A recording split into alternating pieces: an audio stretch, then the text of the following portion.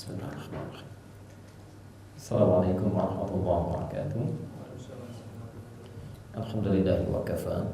Wassalatu wassalamu ala rasulillahi mustafa wa ala alihi wa sahbihi wa man wafa. Amma ba'd. Fa ya ibadallah, usi nafsi wa iyyakum bi taqwallahi faqad faza al-muttaqun. Fala tamutunna illa wa antum muslimun.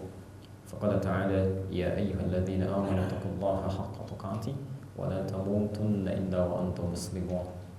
وقال يا أيها الناس اتقوا ربكم الذي خلقكم من نفس واحدة وخلق منها زوجها وبث منهما رجالا كثيرا ونساء واتقوا الله الذي تساءلون به والأرحام إن الله كان عليكم رقيبا. Saudara-saudariku, rahimani wa rahimakumullah, semoga Allah senantiasa memberikan kasih sayang kepada kita semua. Alhamdulillah, kita kembali mengawali pertemuan kita di siang ini dengan bersyukur pada Allah Subhanahu wa taala bahwa kita masih diberikan kesempatan oleh Allah untuk hidup sampai dengan siang ini di tanggal 29 Syawal 1437 Hijrah. Semoga kehidupan kita hari ini mendapatkan bimbingan dari Allah Subhanahu wa taala sehingga bisa menjadi lebih baik dibandingkan dengan hari-hari sebelumnya yang telah kita lewati. Sebelum kita melanjutkan bahasan kita dalam topik kajian fiqh al-asma al-husna, kami ingin menegaskan dan memberikan pesan yang penting bahwa kita baru saja meninggalkan Ramadan kurang lebih 29 hari ke belakang. Karena itu ada pesan yang kuat di dalam Al-Quran supaya setiap orang yang telah melepas Ramadan setidaknya menatap dirinya, mengevaluasi keberadaannya sekiranya telah mengarungi Ramadan ini berhasil atau tidak melewatinya, sukses atau tidak menjalaninya. Karena itu ketika Allah menutup ayat puasa, Allah memberikan pesan yang kuat agar setiap orang yang telah melewati Ramadan agar mengukur, membuat indikator keberhasilan puasanya. Dengan demikian Allah berfirman, la'allakum tattaqun. Lihat kalimatnya Al-Baqarah ayat 183 itu, posisi paling kiri di sebelah atas. Ya ayyuhalladzina amanu kutiba alaikumus shiyam kama kutiba alal ladzina min qablikum la'allakum tattaqun. Hei orang-orang yang telah menyatakan dirinya beriman kepada Allah Subhanahu wa taala, buktikan imanmu dengan menunaikan kewajiban-kewajiban ibadah. Sekarang kami wajibkan kau menunaikan puasa, seperti ini pun diwajibkan pada orang sebelum kalian. Apa indikasi keberhasilannya? Ya, la'allakum tattaqun. Dengan Ramadan ini, dengan puasa ini diharapkan ketakwaan Anda meningkat. Jadi kalau Anda ingin ukur puasa kita berhasil atau tidak, kata Quran sederhana, gampang. Lihat takwanya. Bila takwanya meningkat, ada keberhasilan. Bila takwanya tidak meningkat, ada persoalan di situ yang segera harus kita perbaiki. Ya, mumpung masih di hari ke-29 kita meninggalkan Ramadan. Baik, dan secara singkat, di dalam Quran, kata takwa dengan seluruh perubahan bentuk katanya, derivasinya, sarafnya, itu setidaknya terulang sebanyak 115 kali. Dari 115 kali penyebutan ini, para ulama mengklasifikasikan setelah menghitung, kemudian mengevaluasi, memahami dari ayat Al-Fatihah sampai dengan An-Nas, ditemukan bahwa 115 kali penyebutan ini terklasifikasikan pada dua makna utama. Jadi kalau Anda menemukan kata takwa di Quran dengan berbagai bentuknya, ada tattaqun, yattaqun, muttaqun, muttaqin, yattaqun, itu umumnya secara keseluruhan memiliki dua makna utama. Yang pertama dikenal dengan al-bu'dur rabbani. Al-bu'dur rabbani, dimensi spiritual, ketuhanan, yang sering diistilahkan oleh ulama kita dengan hamdu minallah. Ya, hubungan kita dengan Allah dalam bentuk ibadah ritual. Jadi kalau disebutkan kalimat takwa di Quran, itu wujudnya umumnya terkait dengan ibadah ritual kita. Ya, semacam sholat, zakat, infak, baca Quran. Ya. Kita lihat misalnya kalimat takwa pertama di Quran, surah Al-Baqarah ayat kedua sampai ayat 4 itu. Dzalikal kitabu la raiba fihi hudan lil muttaqin. Ya, siapa muttaqin itu? Orang takwa itu. Maka di ayat 3-nya kemudian diteruskan, ya. Alladzina yu'minuna bil ghaib wa yuqimunas shalah. Itu orang-orang yang telah menyatakan dirinya beriman kepada Allah yang gaib, dia buktikan imannya dengan menyempurnakan salatnya. Ya. Dan bentuknya di situ jama'. Makanya tulisannya pernah kita tuliskan juga di sini, ya, menggunakan alif, lam, shad, lam, waw dan ta. Ta marbutah, ya. Bisa dibuka, bisa ditutup. Ya. Kalau yang dibuka salawat dibacanya itu ada di Al-Baqarah ayat 238. Ya, posisi paling kanan sebelah atas. Ya. Hafizu 'alas salawati was salatil wusta. Ya. Kalau antum tutup ini ya, taknya menjadi salat, ya kan? Kemudian di atas wawunya ditaruh alif. Bismillah. Kita lihat misalnya ini. Seperti ini bentuknya. Dan harus seperti ini tulisannya. Ya. Harus seperti ini. As-salat ditulis seperti ini. Ya. Maka ini sesungguhnya bentuk jamak. Ya. Bentuknya jamak menunjuk pada banyak. Sekalipun dia bisa dibaca dengan bacaan tunggal, bacaan mufrad, tapi bentuk aslinya jamak. Ya.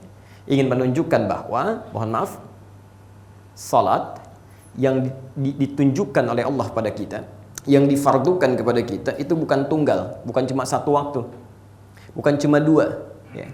Tapi waktunya banyak. Yang fardu saja ada 5 waktu, Masya Allah. Belum yang sunnahnya, ya, yang rawatib ada 12 rakaat. Ya, di At-Tirmidzi nomor hadis 414 itu dari Ummu Habibah, kan, man shalla 12 raka'atan, siapa yang bisa menunaikan salat rawatib 12 rakaat fi yaumin wa lailatin, ya, dari mulai mengiringi pagi sampai dengan malamnya, arba'an qabla dhuhri, 4 rakaat sebelum zuhur, raka'ataini ba'daha, 2 rakaat setelah zuhur, raka'ataini ba'da al-maghrib, 2 rakaat setelah maghrib, raka'ataini ba'da al-isya, 2 rakaat setelah isya, raka'ataini qabla subhi, dan 2 rakaat sebelum subuh. Bunyalahu bihinna baitul fil jannah. Maka kalau konsisten mengerjakan itu selama hidupnya, Allah akan mengapresiasi ibadah ini dengan membangunkan satu rumah baginya di surga. Masya Allah, ya. Belum tahajudnya, belum yang lainnya, ya. Jadi mohon maaf, seakan-akan Allah ingin memberikan kesan kepada kita, orang takwa ini semakin meningkat takwanya, maka dia juga akan semakin meningkatkan kuantitas dan kualitas sholatnya.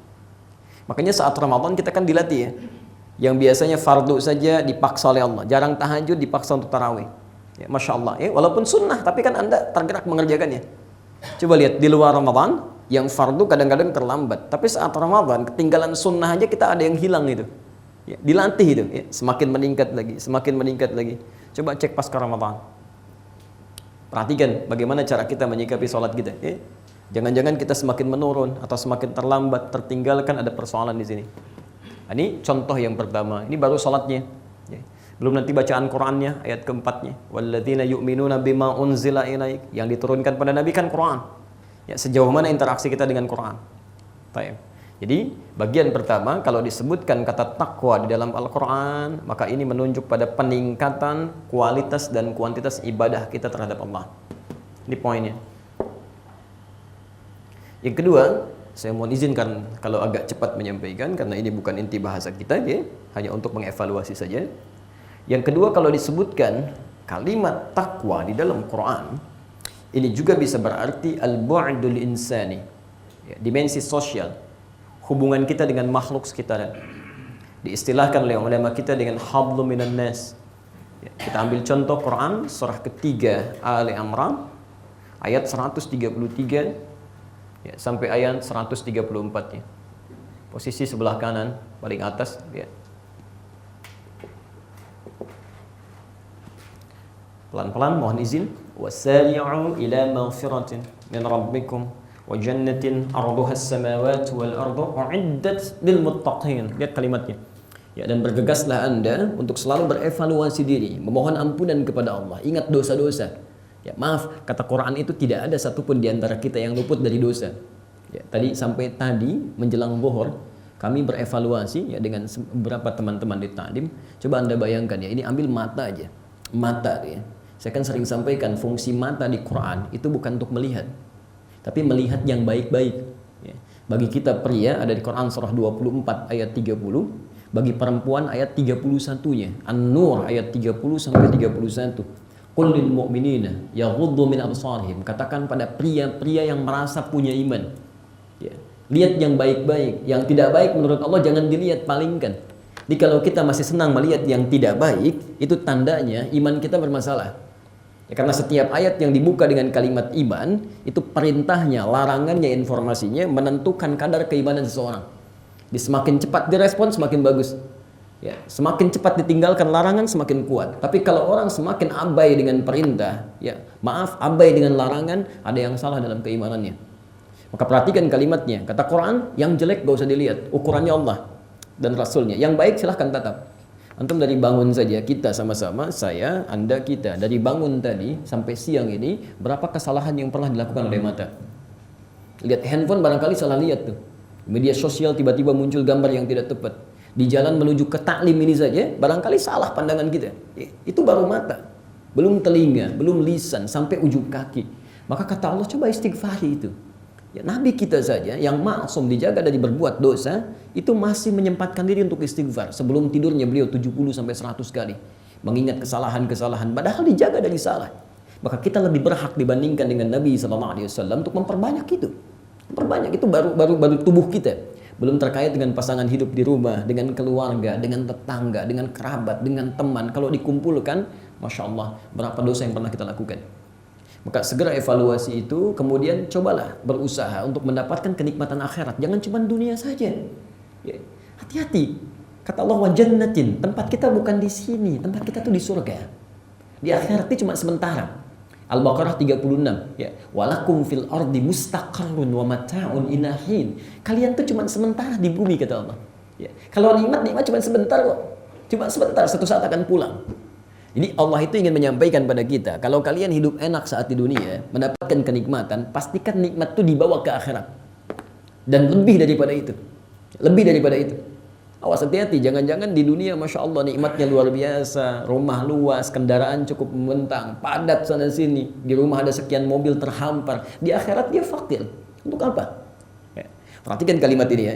Kalau Anda fakir dalam urusan dunia, hidup itu sementara. Tapi memiliki bekal akhirat yang cukup, kaya urusan akhirat, maka di akhirat tidak akan pernah ada wafat lagi, abadi sifatnya. Jadi kalau fakir di dunia, begitu Anda meninggal, selesai. Kefakiran tuntas. Sama orang kaya juga saat akan meninggal dunia nggak ada yang dibawa. Apakah di batu nisan akan tertulis misalnya fakir si fulan diwafatkan Masya Allah, orang kaya fulan? Nggak ada, semuanya sama kok. Yarhamullah, ya Allah yarham, Masya Allah, almarhum, selesai. Ya. Begitu masuk ke alam kubur maka selesai ukuran kekayaan, ukuran kemiskinan, pangkat, jabatan, tuntas semuanya. Yang menjadikan ukuran amal baik dan keikhlasan. Maka jika seseorang memiliki amal yang cukup sampai akhirat, kalau dia kaya di akhirat, maka dia akan kaya selama hidupnya, abadi. Tapi kalau dia miskin untuk selamanya. Bisa nggak terbayang, orang-orang mengejar dunia, berangkat gelap, pulang gelap, Anda bayangkan. Hanya untuk yang sementara yang tidak dia bawa pulang. Masa mengejar urusan akhirat yang dia tidak serius? Yang hidup untuk selamanya. Karena itu kata Allah, akhirat kami sediakan yang lebih hebat. Wa jannatin 'arduha as-samawati wal ardh. Kami sediakan seluas langit dan bumi untuk siapa? Untuk orang takwa. Di antara orang takwa ini, Masya Allah, ada yang ibadahnya luar biasa tadi. Sholatnya, jangankan fardunya, sunnahnya luar biasa. Jangankan siam yang fardunya, yang siam sunnah dikerjakan. Baca Quran luar biasa. Kata Allah belum cukup, itu baru sebagian takwa. Baik, kita lihat yang selanjutnya. Alladzina yunfiquna fis sarra'i wad dharra. Yang gemar berbagi dengan sesamanya. Makanya saat Ramadan kita dilatih kan, Masya Allah, antum punya aqua aja air putih bisa berbagi dengan yang lain. Dikasih kurma satu plastik 3, antum kasih dengan yang lainnya. Dalam keadaan terbatas, saat punya pun dia kasih. Coba cek sebelum Ramadan, ada orang minta-minta di depan lampu merah, belum tentu diberi itu. Tapi saat Ramadan, yang tak kelihatan mata pun Anda akan catat tuh. Masya Allah, fakir miskin ada berapa, yatim ada di mana, dicatat. Ayo kapan kita salurkan. Maka Masya Allah, setelah selesai Ramadan, apakah itu kemudian teraplikasikan dalam kehidupan kita? Jangan-jangan Allah berikan surga di hadapan kita, kita nggak pernah ambil. Ya, ada teman yang sakit, Allah kirimkan surga nggak pernah kita tengok, kan? Ada orang kebanjiran malah ditonton, kan? Masya Allah. Wal kadhimina al-ghaidha, menahan amarah, wal 'afina 'anil nas, dan menyelesaikan persoalan-persoalan di sekitaran hidupnya. Dia maafkan orang yang pernah punya salah. Maka maksud saya, coba cek sampai dengan saat ini, sekiranya berhasil kita menunaikan puasa, maka hubungan kita dengan Allah semakin meningkat, masalah sekitaran semakin berkurang. Semakin berkurang. Jangan sampai terjadi ada yang orang rajin ibadah tapi lisannya tidak pernah selesai, ya, tajam pada orang lain, ya, keras dengan orang lain pada hal yang tidak dibenarkan, tangannya melukai orang lain, kakinya melangkah pada yang tidak dibenarkan. Cek. Atau sebaliknya, dengan orang baik, kirim sana, kirim sini, bantu sana, bantu sini, tapi sholat diabaikan, ya, Quran nggak pernah dibaca. Nah, itu lebih bermasalah. Ya, karena itu, ikhwah sekalian, kenapa kami penting sampaikan ini? Karena kalimat takwanya diungkapkan di ayat tadi dengan kalimat tattaqun. Terulang 19 kali di Quran berbentuk fi'il mudhari. Fi'il mudhari itu diantara faidahnya lil istiqbal, menunjuk pada masa yang akan datang, future. Seakan-akan Allah ingin mengatakan, kalau Anda ingin ukur keberhasilan puasa, jangan fokus melihat saat Ramadannya. Setelah Ramadan, bagaimana latihan ibadah itu bisa diterapkan dalam kehidupan. Jadi kalau Anda rajin ke masjid setelah Ramadan tidak pernah melihat masjid, ya, tidak pernah ibadah di dalamnya, maka itu belum sempurna. Dan izin kita tutup dulu ya untuk pengantar ini, dan kalimat takwanya diikuti dengan kata la'allakum sebelumnya. Disebutkan 68 kali di Quran. Ini saya ingatkan sekali lagi ya. Jika kalimatnya tidak menggunakan la'allakum, misal kama kutiba 'alal ladzina min qablikum tattaqun, maka ini menunjukkan semua orang yang puasa pasti takwa. Pasti takwa. Tapi ketika menggunakan kata la'allakum, dalam bahasa Arab disebut dengan harfut taraji, huruf yang menunjukkan satu harapan yang ingin diraih tapi tidak mungkin dicapai kecuali dengan kesungguhan. Jadi seakan-akan Allah ingin menyampaikan, mohon maaf, tidak semua orang yang puasa itu akan berhasil lulus sebagai orang takwa. Tidak, kecuali orang yang serius, sungguh-sungguh membuktikan hasil ibadahnya saat Ramadan itu. Maka mumpung masih hari ke-29, barangkali kita dihidupkan sampai dengan hari ini karena menurut Allah, ayo buktikan dulu. Ada yang belum maksimal. Karena kita berpacu dengan maut dan kita tidak tahu kapan kita akan kembali menghadap Allah Subhanahu wa taala. Ya, harap-harap masih bisa hidup sampai Ramadan yang akan datang, mau datang lebih cepat dari apa yang kita duga. Bertakwalah kepada Allah. Karena itulah ini selalu diingatkan dalam setiap kesempatan Jumat, termasuk ta'lim-ta'limnya Rasulullah sallallahu alaihi wasallam. Antum pernah dengar kan? Ustaz kita seringkali mengatakan dalam membuka ta'lim, ya ayyuhalladzina amanu taqullaha haqqa tuqatih wa la tamutunna illa wa antum muslimun. Ali Imran ayat 102 itu, Masya Allah, itu bagian yang pertama. Jaga hubungan kita dengan Allah, jaga. Seakan-akan maksudnya begini, setiap antum ikut ta'lim, coba periksa ta'lim satu dengan ta'lim yang lainnya. Apakah sudah meningkatkan iman kita sehingga menjadi lebih dekat dengan Allah? Jangan-jangan rajin ikut ta'lim sini, ta'lim sana, diikuti sehari bisa 4-5 kali. Tapi peningkatan iman gak ada gitu. Untuk apa? Ya, ada yang keliru di situ. Ada yang keliru. Ya.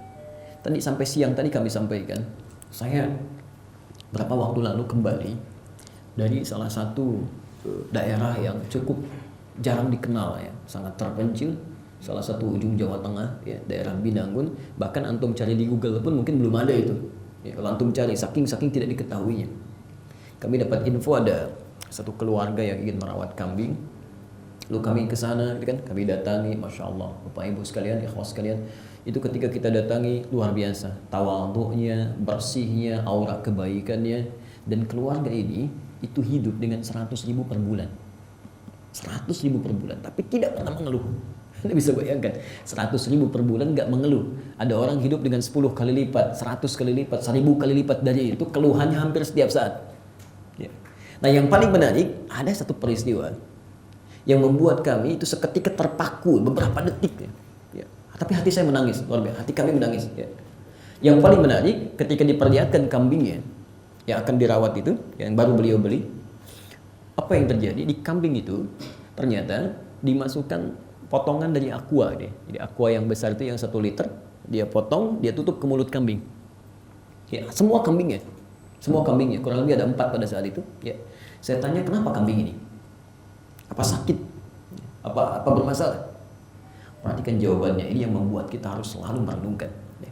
Kata beliau, kambing ini kami baru bawa dari tempat dijualnya menuju ke sini. Kami tutup mulutnya supaya di jalan dia tidak memakan yang bukan hak. Anda bayangkan, kami tutup mulutnya supaya di jalan dia tidak memakan yang bukan hak ya. Orang hidup dengan 100.000 per bulan, tapi memastikan setiap sen yang dia nikmati, bahkan dengan kambingnya, memastikan tidak mendapati apapun yang bukan haknya. Ya, Masya Allah. Padahal orang ini jarang taklim, hanya mendengar kalimat, dia lakukan sebaik mungkin sesuai dengan ketentuan Rabbnya. Maka Anda bisa bayangkan, ya, kalau orang yang punya 100.000 saja, dia pastikan setiap sennya ingin Allah ridhai, bahkan dengan kambingnya, bagaimana dengan orang yang diamanahi oleh Allah harta yang berlipat daripada itu? Apa yang sudah kita siapkan ketika Allah tanyakan? Itu bagian pertama. Yang kedua, kalau orang-orang ini dengan ikhlas dia ikut ta'lim, dia ingin praktekkan, maka coba cek Dari setiap taklim yang kita ikuti, berapa yang sudah kita amalkan? Jangan-jangan materi-materinya hanya pandai untuk diungkap saja. Ada sebagian yang digunakan untuk berselisih, yang tidak tepat pada kebaikan. Ya, tidak ada tuntunan dari Nabi kita belajar untuk berselisih. Tidak ada tuntunan dari Nabi kita belajar hanya untuk pamer saja. Tidak ada tuntunan dari Nabi belajar hanya untuk dicatat. Nabi menginginkan apa yang kita pelajari itu yang dituangkan dalam kehidupan kita. Itu poinnya. Ya. Maka ayo coba evaluasi lagi, lihat lagi, tingkatkan lagi, ya, dan buktikan bahwa sampai hari ini kita termasuk orang yang berusaha untuk sungguh-sungguh menghadap Allah Subhanahu wa taala. Catat betul ini, jika saya, kita, Anda belum mampu berlomba dengan orang soleh, memperbanyak kebaikan, setidaknya segeralah berlomba dengan para pendosa untuk bertobat dan beristighfar kepada Allah Subhanahu wa taala. Saya ulang ya, jika Anda belum mampu berlomba dengan orang soleh, memperbanyak kebaikan, segeralah berlomba dengan para pendosa untuk bertobat dan beristighfar kepada Allah Subhanahu wa taala.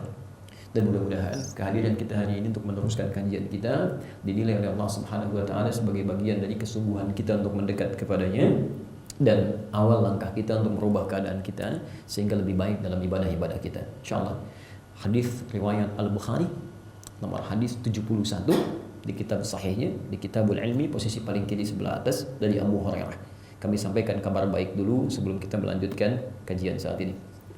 Nabi menyampaikan, ini sering kami sampaikan hadis ini, man yuridillahu bihi khaira yufaqihu fid din. Siapapun yang diinginkan oleh Allah untuk berubah menjadi orang baik, memiliki sifat-sifat baik, maka awal yang akan Allah berikan adalah melembutkan hatinya, meringankan langkahnya, membimbing dia untuk belajar memahami tuntunan agamanya. Perhatikan betul di sini ya. Pertama, ukuran kebaikan dalam pandangan Allah itu tidak terletak pada banyaknya materi yang dimiliki, tingginya jabatan yang diamanahi. Jadi kalau ada di antara kita, mohon maaf, mendapatkan amanah kedudukan yang mulai meningkat, tapi saat bersamaan tidak mengerti tuntunan agamanya, tidak paham dengan sholatnya, tidak tahu bacaan Quran yang benarnya, mana yang benar, mana yang keliru, itu menurut Allah belum baik. Demi Allah saya katakan, kalau orang Tebet mengatakan Anda baik, itu belum tentu orang Bekasi mengatakan hal yang sama. Tapi kalau Allah sudah katakan Anda baik, maka penduduk langit dan bumi akan mengatakan Anda orang baik. Anda orang baik, tak peduli lawan atau kawan. Rasulullah SAW dinilai musuh oleh lawan-lawannya.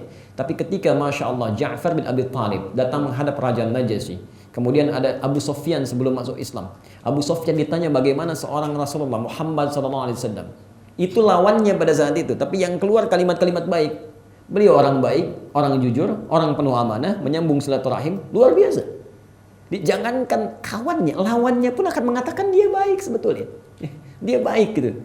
Baik. Dan berita bagusnya, saat seseorang diinginkan oleh Allah berubah menjadi orang baik, maka dia akan diberi kesempatan untuk mempelajari tuntunan agamanya. Maka siang ini, waktu yang tidak mudah, orang istirahat, sebagian ada yang tidur, mengantuk, bahkan mungkin masih ada yang bekerja. Ternyata Anda yang diberikan keluangan oleh Allah untuk mempelajari tuntunan agamanya. Itu berita baiknya. Kalau Allah sudah ringankan, lembutkan, duduk di sini, kita belum terpikir untuk berubah juga, maka tolong bantu kami untuk menyampaikan dengan cara apa lagi mesti difasilitasi di orang baik. Ya. Karena itu mari kita mulai bahasan kita. Kembalikan ke fikih al-asma'ul husna sebagai materi pokok kita. Dan mudah-mudahan nanti ada manfaat-manfaat yang bisa kita dapatkan. Baik, topik kita, bahasan kita tentang fikih al-asma'ul husna, pengantarnya sudah kita bahas dalam pertemuan yang lalu. Ini sesi yang kedua. Baik, kami ingin sampaikan dulu untuk menegaskan manhaj kita dalam belajar supaya kita punya kesamaan visi ya, supaya tidak terlalu melebar saat belajar, ada fokus yang kita bahas. Baik. Pertama, khos kalian, bahasan kita, manhaj kita itu akan selalu menggunakan pondasi utama kita menggunakan Al-Quran dan hadis dari Al-Quran dan Sunnah Nabi Sallallahu Alaihi Wasallam. Ya. Jadi saya dalam setiap kesempatan ta'lim dimanapun akan mengeluarkan dulu tuntunan Qurannya. Misal kita bahas fikih al-asma'ul husna, maka bagaimana Quran mengeluarkan kata fikih, mengeluarkan kata al-asma'ul husna. Ya. Setelah itu kita lihat tafsirannya di hadis Nabi Sallallahu Alaihi Wasallam. Ya, karena Nabi yang paling tahu tentang Quran. Ya, Quran diturunkan pada beliau, beliau ditugaskan menjelaskan kepada kita, ya, Al-Baqarah ayat 129, ayat 151, ya, beliau ditugaskan khusus untuk menjadi rasul, menerangkan kepada kita. Ya. Karena itu di dalam Quran ya, diturunkan perintah oleh Allah Subhanahu wa taala di Quran surah ke-59 Al-Hasyr ya, di ujung ayat ke-7-nya, Allah menyampaikan wa ma atakumur rasulu fakhudhuhu. Ya. Baik. Wa ma atakumur rasulu fakhudhuhu. Dan segala yang dibawa oleh Nabi cepat ambil. Jadi ayat ini ingin memberikan batasan kepada kita. Kalau Anda ingin belajar tentang kehidupan, ya berubah jadi apapun, ya mencari apapun, maka lihat dulu petunjuk Nabinya. Segala yang dibawa oleh Nabi, apapun itu, ya, jangan dipisah-pisah.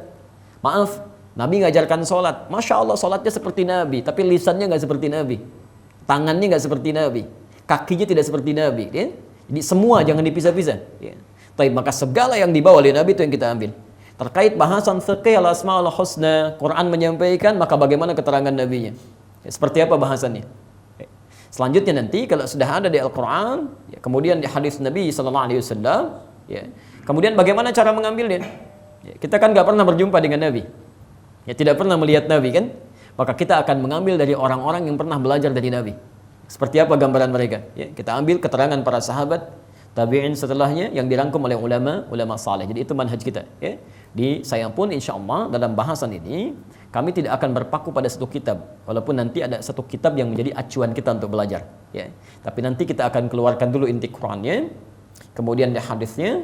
Setelah itu buku-buku terkait kami akan uraikan, dan nanti insya Allah ini sudah ada satu buku. Insya Allah ini buku sangat bagus, ya, yang bisa kita jadikan rujukan untuk bacaan sebagai perbandingan kita. Ya. Jelas sampai sini? Baik. Dan dari bahasan kita, karena ini baru sesi yang kedua, dari bahasan kita, insya Allah kami akan mulai menuliskan resumnya. Ya. Di pertemuan berikutnya nanti kita tersambung ya dengan Infocus, insya Allah. Resumnya ada sebagai soft copy-nya, kami keluarkan dari Qurannya, hadisnya, sehingga bahasan di kitab ini menjadi lebih simpel. Ya, dan nanti ada komparasi dengan kitab-kitab lainnya. Dan ini boleh Anda copy, ya, boleh juga Anda miliki, dan silahkan sebarkan. Dan insya Allah saya tidak merasa memiliki apapun di sini, karena tugas saya hanya menghimpun, bukan membuat sesuatu yang baru. Ya, tidak elok seorang yang hanya menghimpun punya orang lain merasa memilikinya. Ya, Anda silahkan sebarkan dan tebarkan pahala-pahala, dan mudah-mudahan ada kebaikan untuk Anda semuanya. Ya? Baik. Kita mulai dulu untuk mengingatkan kembali. Ya, untuk mengingatkan kembali. Satu, pembelajaran kita pada materi fiqh al-asma'ul husna ini memiliki 4 tujuan. Nanti outputnya setelah selesai belajar ini, ya, setidaknya 4 ini bisa kita raih. Jadi kalau Anda tidak meraih 4 ini atau satu dari keempatnya, berarti saya gagal menyampaikan materi ini. Ada ustadz lain lebih baik yang bisa menerangkan pada Anda, ya? Atau Anda yang tidak serius. Nanti kita akan lihat, ya. Fine. Yang pertama, kita sudah tuliskan di sini, ya. Dengan pelajaran ini, kita bisa memahami nama-nama Allah yang mulia, memahami, ingat kalimatnya, bukan mengetahui. Kalau untuk mengetahui, Anda nggak usah belajar. Ya tinggal baca, lihat, hafalkan, selesai. Ya, maka ada orang tua yang menyebutkannya, ayah, ibu membacakannya, kan? Tapi yang kita kejar memahami, ya, paham. Karena itu, masya Allah, Syekh Abdul Razak dalam kitabnya memberikan judul fiqh. Ya. Dan telah kita ungkap fiqh itu secara bahasa itu berarti paham, ya, paham, mengerti. Jadi, jangan sampai seakan-akan beliau ingin menyampaikan, jangan sampai ada orang yang belajar tentang agamanya tapi tidak mengerti apa yang ia pelajari. Apalagi ada orang yang ibadah tidak mengerti apa yang dilakukan dalam ibadahnya. Ya. Jadi setelah selesai ini, kita akan coba belajar fikih sholat. Ya. Ada kalimat di Quran yang sangat luar biasa indah, tapi sindirannya tajam. Ya, secara implisit menyebutkan di Quran bahwa maaf ini bahasa Quran yang isyaratnya ada di sana. Umumnya orang sholat bahkan tidak paham, tidak mengerti apa yang dibaca dan dilakukan dalam sholatnya. Umumnya orang sholat. Ya. Silakan Anda cek, gak usah jauh-jauh, tunjuk diri kita sendiri. Dari sekian sholat yang kita tunaikan, ribuan ruku dan sujud, berapa persen bacaan sholat yang kita pahami? Silakan cek ya. Jangan-jangan sampai tadi pun kita nggak ngerti yang kita baca dalam ruku. Dalam sujud kita ungkapkan, tapi kita nggak paham. Ya bagaimana bisa khusyuk sholat kita? Itu tidak mudah ya. Tidak mudah. Ya. Karena itu ketika Allah meminta kita belajar ilmu apapun, terutama yang terkait dengan ibadah, termasuk kajian kita saat ini, maka kaidah Qurannya pelajari dengan fiqh. Itu ada di Quran surah 9, ya, ayat 122. Di mushaf standar posisi paling kiri sebelah bawah. Ya. Kita sudah bahas ini, jadi kami hanya mengingatkan saja, kan? Wa makana al-mu'minuna liyanfiru kaffah. Dan tidaklah semestinya orang-orang yang beriman itu sibuk berjuang seluruhnya. Falaula nafara min kulli firqatin minhum ta'ifah, hendaknya ada sebagian dari mereka itu, ya, Maaf, lihat tafaqahu fiddin, untuk belajar memahami tuntunan agamanya. Tafaqquh dari kata fikih. Ya. Kalau hanya fikih saja artinya paham, mengerti. Tapi kalau kalimat ini ditambah dengan huruf ta di depannya, ini menunjukkan usaha yang serius, kesungguhan, sungguh-sungguh. Kalau ditambah dengan tasydid dari kata syiddah itu sesuatu yang kuat. Idrib bisyiddah, pukul dengan kuat. Ya. Tasydid baca dengan double. Kalau ada tasydid itu kan di double kan? Ya, Anda bacanya double. Rabb, ada dua yang disatukan double. Ya. Ini menunjukkan sesuatu yang dilakukan dengan kuat. Di seakan-akan tambah ta, fa, qaf ada tasydidnya. Kalau Anda ingin belajar apapun urusan agama, tafaqquh fiddin, khususnya masalah agama, ya, keislaman kita, maka jangan main-main belajarnya. Harus serius. Pahami tuntunan agama, lakukan dengan serius. Kalau cuma untuk ketawa, ngapain buang-buang waktu gitu kan? Tenaga, waktu kita habis hanya untuk tertawa-tawa saja. Tidak ada hubungannya. Ya. Makanya nanti kalau Anda belajar di Sahih Muslim, ya, Anda buka Sahih Muslim yang 9 jilid itu, ya, Syarah Imam An-Nawawi, kalau terbitan Darul Hadis itu ada di halaman 111. Posisi paling kiri di bab yang ke-4 hadis nomor ke-6. Ya, di situ beliau membuat sebuah bab, babun nahyi an akhdhir riwayati anid du'afa. Bab larangan belajar atau mengambil riwayat dari orang yang lemah ilmu. Anda bayangkan, di lemah ilmu aja nggak boleh kita belajar ke situ, apalagi yang nggak punya ilmu. Dari mana asalnya seseorang yang, mohon maaf ya, tidak mengecilkan profesi tertentu, misal kemarin jadi pelawak, sekarang menjadi ustadz, kemarin menjadi macam-macam, sekarang tiba-tiba tanpa belajar macam-macam, tiba-tiba menjadi orang yang berceramah tentang agamanya. Itu bisa berbahaya gitu ya, bisa berbahaya. Walaupun kita tidak melarang seseorang untuk merubah dirinya, tapi ada manhaj yang harus kita ikuti. Ada manhaj. Ini poinnya. Ya, jelas ya? Baik. Nah, jadi ketika dituliskan fikih di sini, maka target kita adalah semua bahasan kita mesti dipahami. Ya, jangan hanya transfer pengetahuan tapi kita nggak paham yang dibahas. Jelas sampai sini ya? Baik. Kemudian yang kedua, ya, kita akan berusaha juga, ya, output dari pelajaran kita untuk mengetahui fungsi setiap al-asmaul husna. Ya. Fungsi nama-nama Allah yang melekat dalam al-asmaul husna. Ya. Ini bukan cuma menghafal. Ya. Ketika disebutkan misalnya Allah Rahman, apa fungsinya Rahman? Kapan dia disebut? Kapan dia dipanggil? Berapa kali tersebut dalam Al-Quran? Ya. Ini saya seringkali mengungkapkan kalimat berapa kali tersebut di Quran, supaya kita ketika menemukan kalimat itu bisa langsung mempraktekkan poinnya. Fungsinya apa gitu ya? Ya. Di misal saya beri contoh begini. Wahyu pertama turun apa? Iqra. Baik. Apa artinya Iqra? Baca. Baik. Bacalah, baca. Sekarang antum buka Quran surah 29 ayat 45. Ya, Quran surah Al-Ankabut ayat ke-45. Di situ akan disebutkan Utslu ma uhya ilaika minal kitab wa aqimis shalah. Ya, saya kasih gambaran dulu. Utslu ma uhya ilaika minal kitab wa aqimis shalah. Utslu diartikan apa di situ utslu? Bacalah. Sekarang saya mau tanya, bagaimana bisa ada dua ayat kalimat berbeda dengan terjemahan yang sama? Iqra, bacalah, kan? Utslu, bacalah, apa bedanya? Jadi kalau antum belajar terjemahan saja tidak akan menemukan ketinggian maknanya. Ya. Kalau Anda bacakan Iqra, itu hanya sekedar baca, tanpa menuntut untuk memahaminya. Jadi kalau ada bacaan bisa seperti ini, itu Iqra namanya, baca. Jelas ya? Tapi kalau sudah ada utslu, itu asalnya dari kata tilawah. Ya, berasal dari kata tilawah yang punya 3 arti. Satu, baca. Yang kedua, pahami apa yang dibaca. Dan yang ketiga, mengamalkan apa yang telah dipahami itu. Masya Allah, wahyu pertama kenapa diturunkan dengan kalimat Iqra, baca, tanpa menuntut memahami? Lita'kidi ummiyati Muhammad SAW. Untuk menguatkan sifat keummiyan Nabi, yang jangankan paham, baca aja nggak bisa. Ya. Jadi kalau ayatnya turun mengatakan utslu, itu ayatnya keliru. Karena Nabi itu jangankan paham, baca aja nggak bisa gitu. Ini harus yang paling rendah di situ. Tapi setelah Qur'annya ditanamkan oleh Allah dalam jiwanya, sudah ada dalam jiwa Nabi, Quran surah 75 itu, ayat 16 sampai 18, La tuharrik bihi lisanaka lita'jala bih, inna 'alaina jam'ahu wa qur'ana, fa idza qara'nahu fattabi' qur'ana. Kami sudah tanamkan di situ, Masya Allah. Maka turun ayat-ayat yang terkait dengan perintah syariat. Berubah maknanya menjadi Utlu ma uhya ilaika minal kitab wa aqibis shalah. Tentang kisah anak Adam menggunakan utlu. Quran surah kelima ayat 27 itu. Watlu alaihim naba abnai Adam bil haqqi. Semua utlu. Ya. Perhatikan kalimatnya. Yang ingin saya terangkan, semua kalimat di Quran ketika disebutkan karena Quran itu mukjizat, maka tidak pernah tersebut satu kalimat kecuali memberikan penekanan tertentu. Sama persis ketika Anda menemukan kalimat-kalimat lafaz Allah, kenapa diungkapkan sekali dengan Allah? Kenapa dengan Rahman? Kenapa dengan Rahim? Kenapa dengan Ghafur? Kenapa dengan Syakur? Ketika Anda mendapatkan Wallahu bima ta'maluna basir, kadang-kadang Wallahu bima ya'maluna khabir. Wallahu basirun bima ta'malun, wallahu bima ta'maluna basir. Kenapa di sini pakai basir, di sana menggunakan khabir? Apa penekanannya?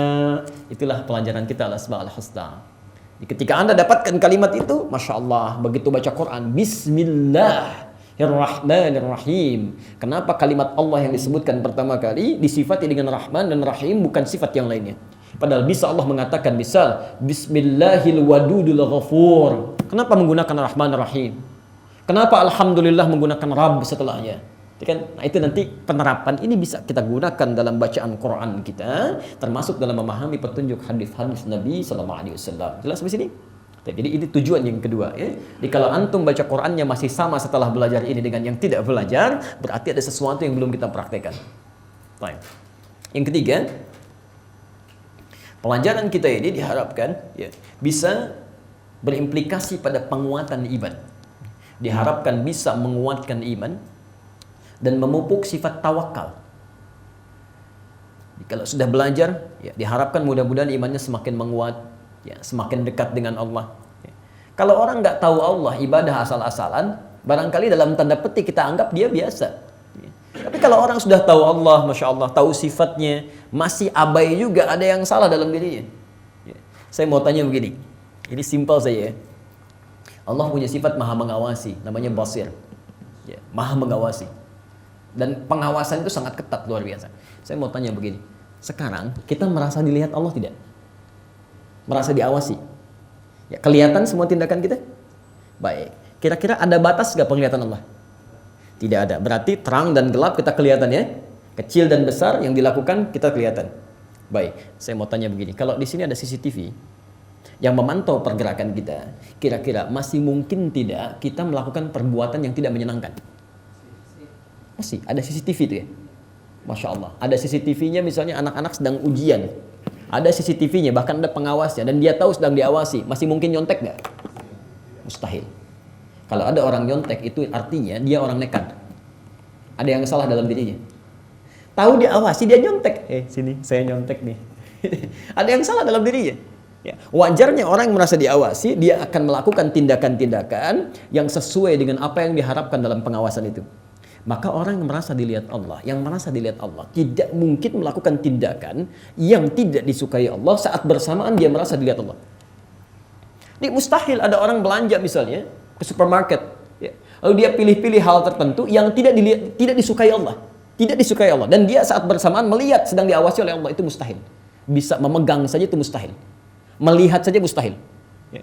Ada orang pulang dari masjid. Kalau merasa dilihat Allah, mustahil ada tragedi, misalnya saya sebut tragedi karena berlangsung banyak ini. Ya, tidak hanya 1-2 masjid. Mustahil ada tragedi orang kehilangan sandal. Mustahil itu. Ya, keluar dari rumah Allah tertukar sandal, itu mustahil kalau merasa dilihat Allah. Ya, kecuali orang aneh. Kecuali orang aneh, merasa dilihat tapi melakukan tindakan yang keliru. Merasa didengar, melakukan kata-kata yang tidak layak untuk didengar gitu. Ada yang salah dalam hidupnya. Ada yang salah. Nah, jadi pelajaran kita nanti al-asmaul husna diharapkan membangun kekuatan iman kita sehingga lebih lekat dengan Allah Subhanahu wa taala. Jadi dengan pengetahuan misal ya, pengetahuan Ghafur, Allah Maha mengampuni misalnya kan. Nah, Anda tidak akan menunda-nunda waktu untuk bermohon ampunan kepada Allah Subhanahu wa taala. Nanti kita akan terangkan. Ya, dosa kecil, dosa menengah, dosa banyak sampai tak terlukiskan bagaimana caranya. Dengan misalnya mengetahui sifat rahmat Allah, Rahman dan Rahimnya, kita tidak akan putus asa ketika mengalami satu kegagalan. Masya Allah, ujian gagal, alhamdulillah. Dengan perantara ini Allah menginginkan saya pindah kepada yang lain. Alhamdulillah dengan perantara ini proyek yang tidak saya dapatkan barangkali ada haramnya di situ. Allah pindahkan kepada yang halal. Kalau orang tidak tahu tentang ini, banyak nanti kegelisahan dalam jiwanya. Ya. Jelas ya? Dan memupuk sifat ketawakalan seperti yang telah tadi kita terangkan. Kemudian yang ketiga, ini poin terakhirnya. Tujuan dari semua ini, yang keempat ya, maaf ya, yang keempat nih akhir dari semua ini. Apa tujuannya? Ialah meningkatkan kuantitas dan kualitas ibadah. Ya, meningkatkan kuantitas dan kualitas ibadah. Di satu meningkatkan pemahaman kita, oke? Kedua mengetahui fungsi ya al-asmaul husna.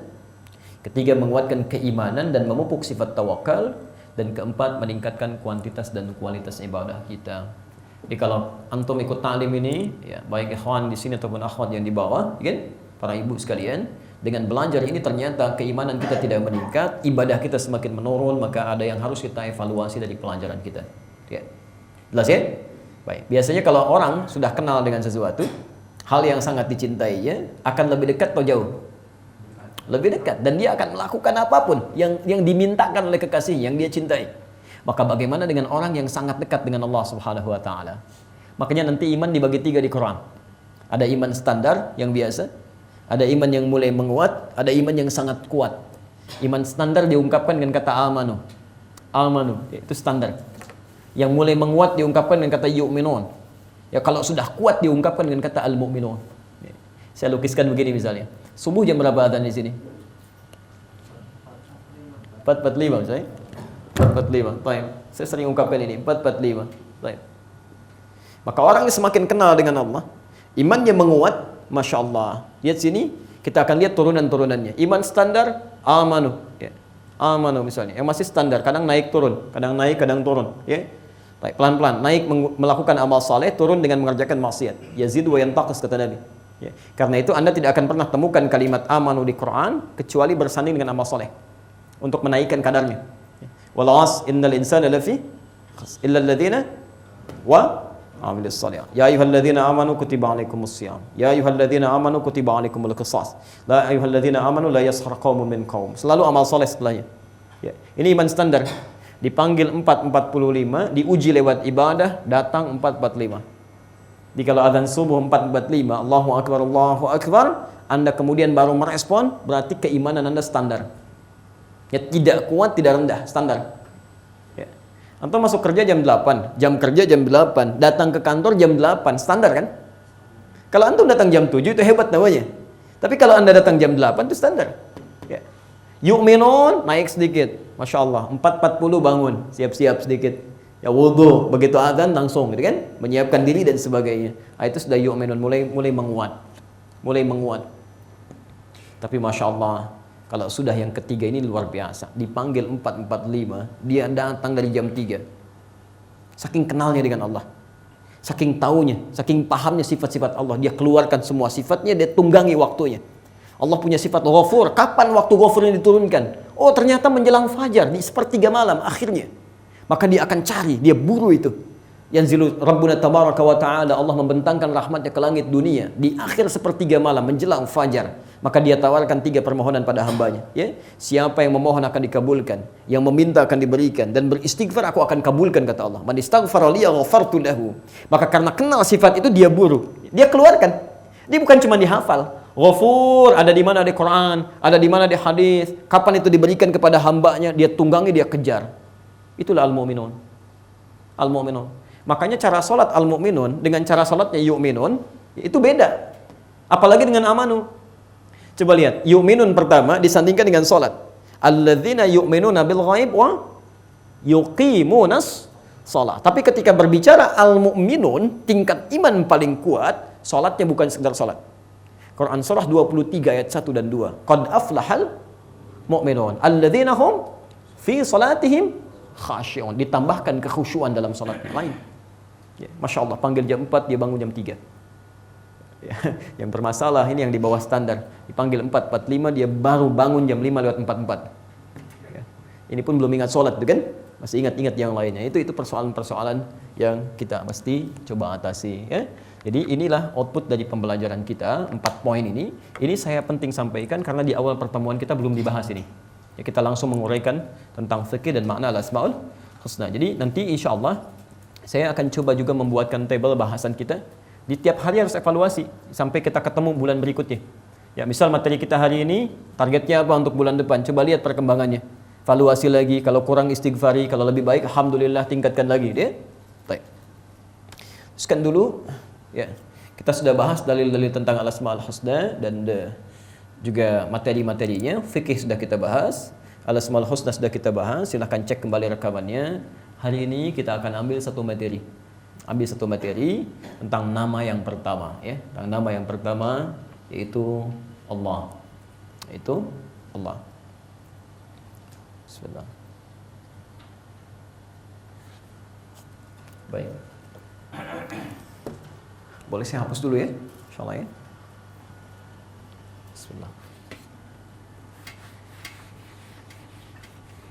Antum fokus saja ya, fokus, melihat, mencatat, memahami. Biar saya yang terangkan, saya yang tulis, saya hapus sendiri. Tenang aja.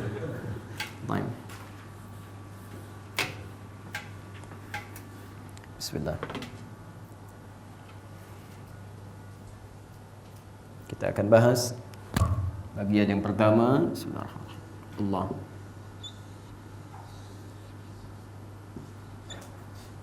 Baik. Ada 4 poin bahasan terkait dengan nama yang pertama ini.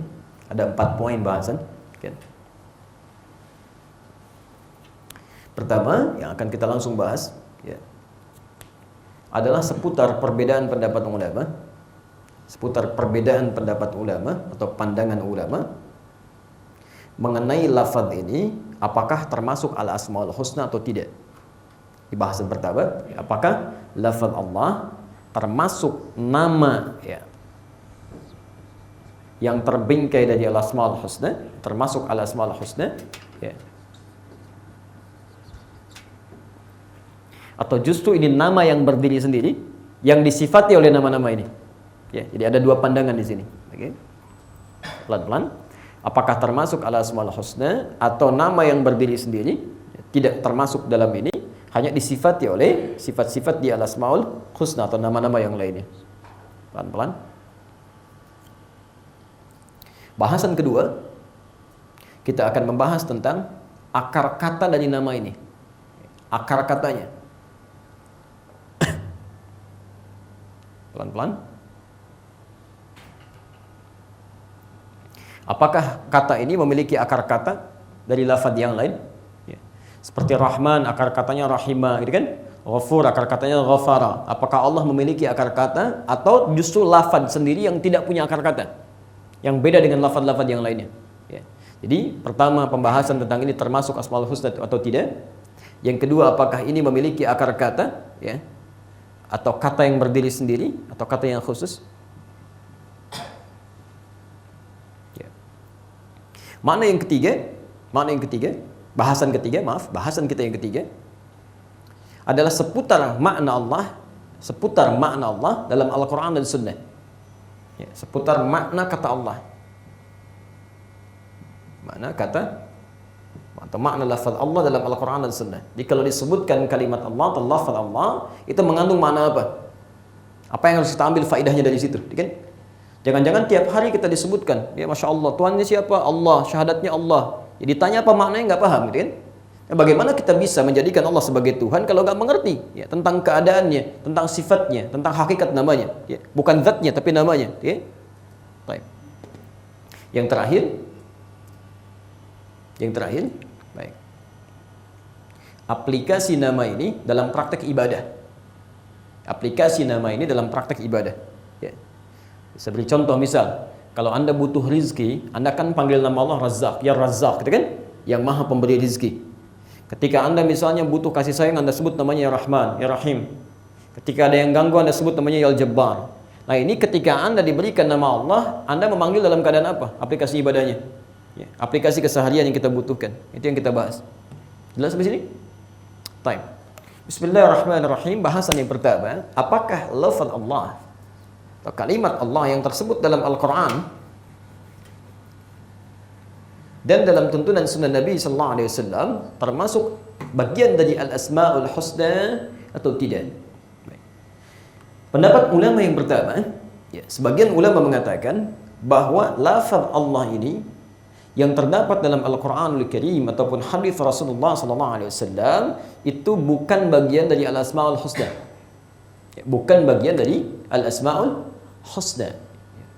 Mereka berpendapat justru ini nama khusus, ya, yang nama khusus, ya, nama khusus yang mencakup seluruh sifat dan keagungan Allah.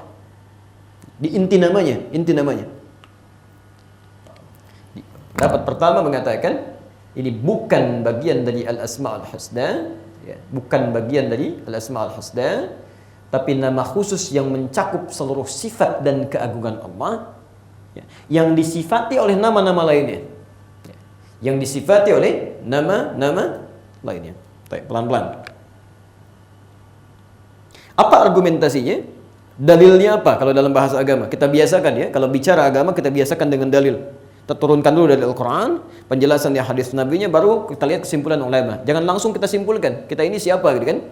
Bagaimana perbandingan keilmuan kita? Baik. Maka diturunkanlah kemudian, ya, dalil-dalil turunannya, diantaranya Quran surah ke-7 Al-A'raf ayat 180. Ya. Mereka berargumentasi pertama dengan Quran surah ke-7 Al-A'raf ayat 180.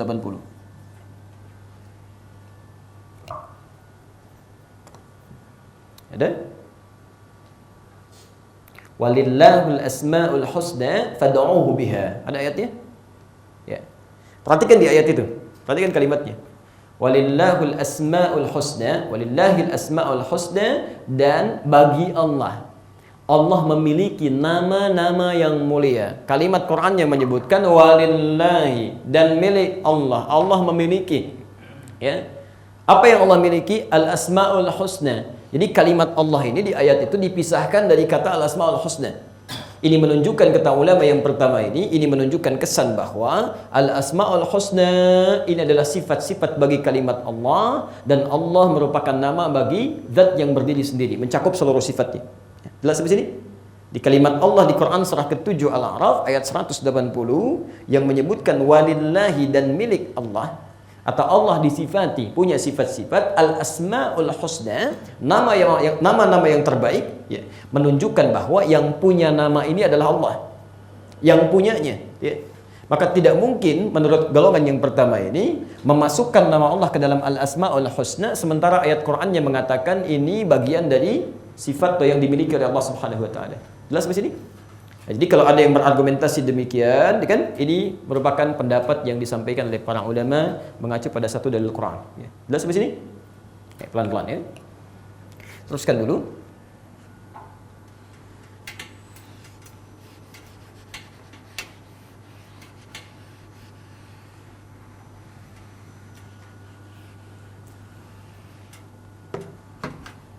Pelan-pelan. Sekarang antum tuliskan dulu dalil-dalil Qurannya. Turunkan dulu. Jadi semua pandangan ini, ya, dua pandangan ini akan bersumber dari 4 dalil Quran utama. 4 dalil Quran, ya. Satu Quran surah 7 ayat 180, turunkan dulu. Kedua Quran surah ke-17 Al-Isra ayat 110. Qul Allah awid ar-Rahman ayyamma tad'u falahul asmaul husna. Pelan.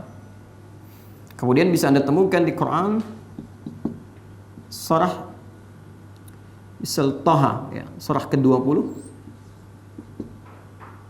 Bisa lihat di ayat ke-8 nih. Allahu la ilaha illahu lahul asmaul husna. Baik. Juga ada di Quran surah Al-Hasyr, ya, surah ke-59 ayat 22 sampai 24 nya.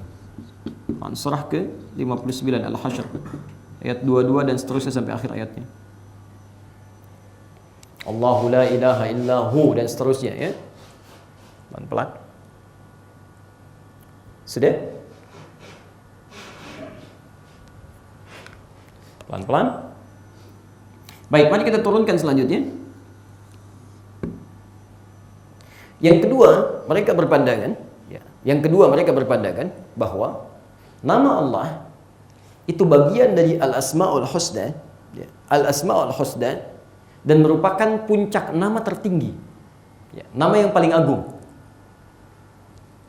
Nama Allah ini bagian dari Al-Asma'ul Husna, dan merupakan puncak nama tertinggi atau yang paling agung?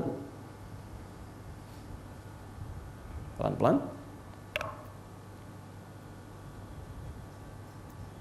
Apa dasarnya? Ya, di antaranya mengambil Quran surah ke-17 Al-Isra ayat 110.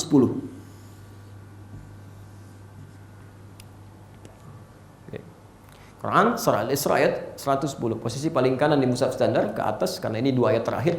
Ya. Lihat kalimatnya. Qulid Allah awid rahman ayyamma tad'u falahul asmaul husna. Ada ayatnya? Baik, qulid Allah. Jika Anda punya persoalan dalam hidup, ya Allah menyampaikan, qulid Allah, maka panggil Allah. Minta kepada Allah. Katakan, ya Allah, minta, ya. Dan di situ menggunakan au. Dalam bahasa Arab, au ini liifadatil ikhtiyar, untuk menunjukkan pilihan. Ya, dari hukum yang sama. Kan disebut nama Allah, awil Ar-Rahman. Kalau tidak menyebut Allah, sebut namanya Rahman, Ar-Rahman. Ya. Di ketika kalimat Allah ini qulid Allah, kemudian disandingkan dengan kalimat Rahman dan maknanya pilihan au itu atau. Ya, panggil Allah atau Ar-Rahman, kan? Ini menunjukkan ada kesetaraan dalam penyejaran kalimat ini. Jadi Allah sama dengan Ar-Rahman. Siapa Ar-Rahman itu? Ialah Allah. Sama saja Anda mau panggil Allah, mau panggil Ar-Rahman. Hanya penekanan yang berbeda. Jelas sampai sini?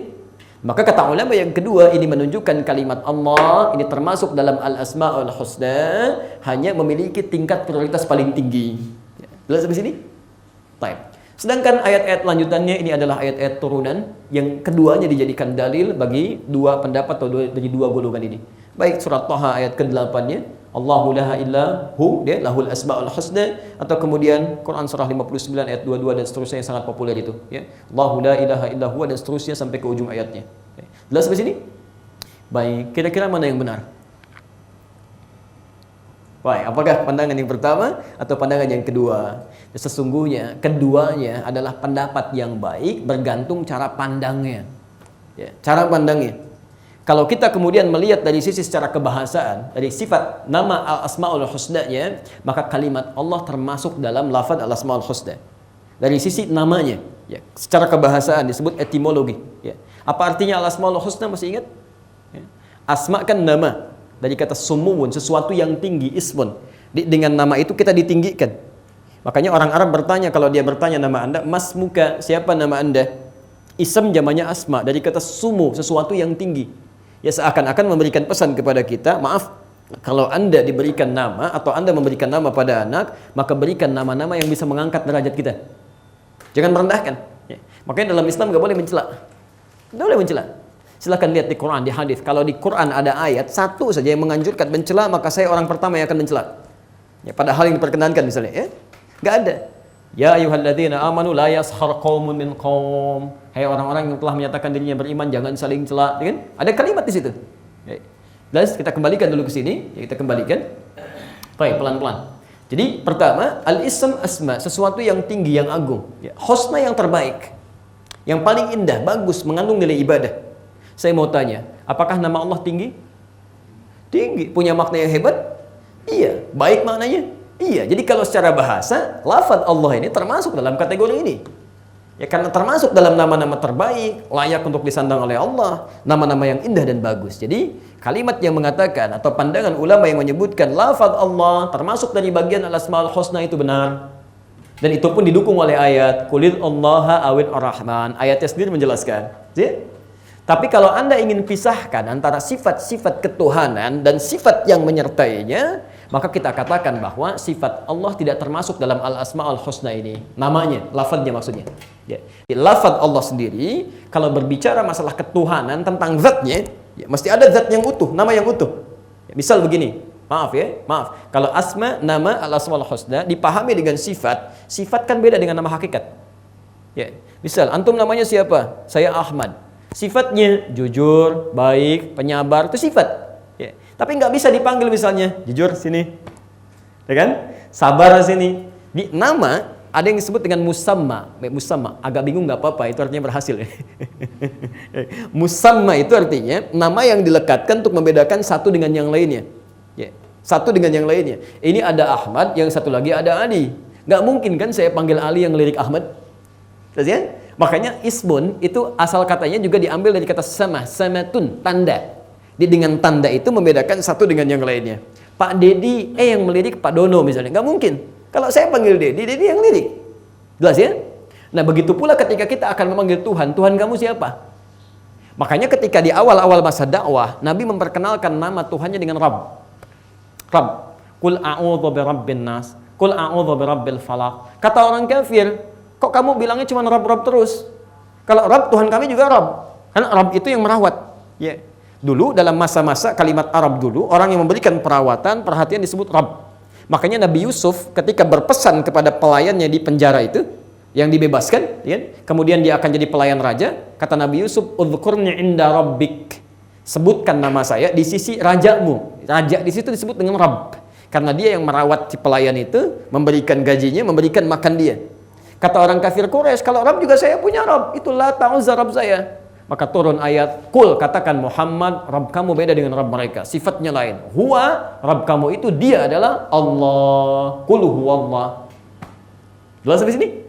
Nah, jadi ketika disebutkan Allah, Qul huwallah, dialah Allah, maka secara hakikat nama yang melekat pada Allah ini, ya, itu bukan sifat-sifat khusus tertentu, tapi nama khusus yang menunjukkan tentang zatnya Tuhan, zat Allah Subhanahu wa taala yang satu-satunya Tuhan yang layak untuk disembah.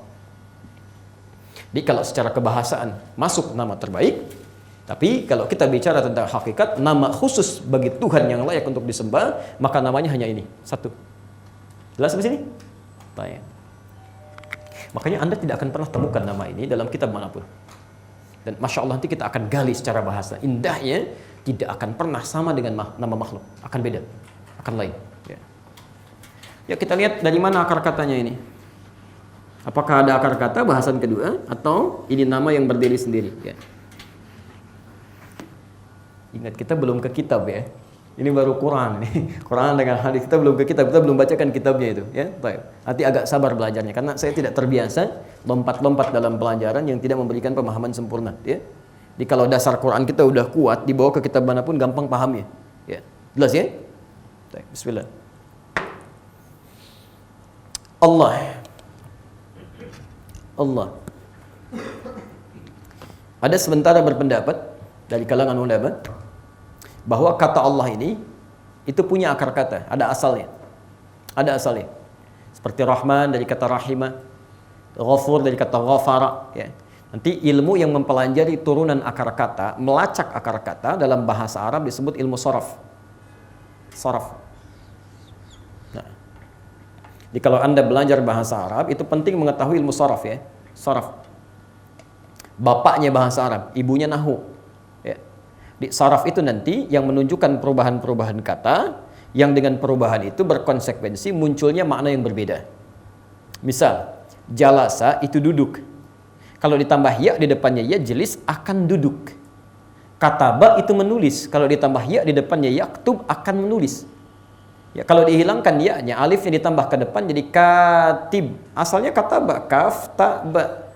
Ya. Tambah ya di depan akan menulis. Tambah alif di sini katib, orang yang menulis.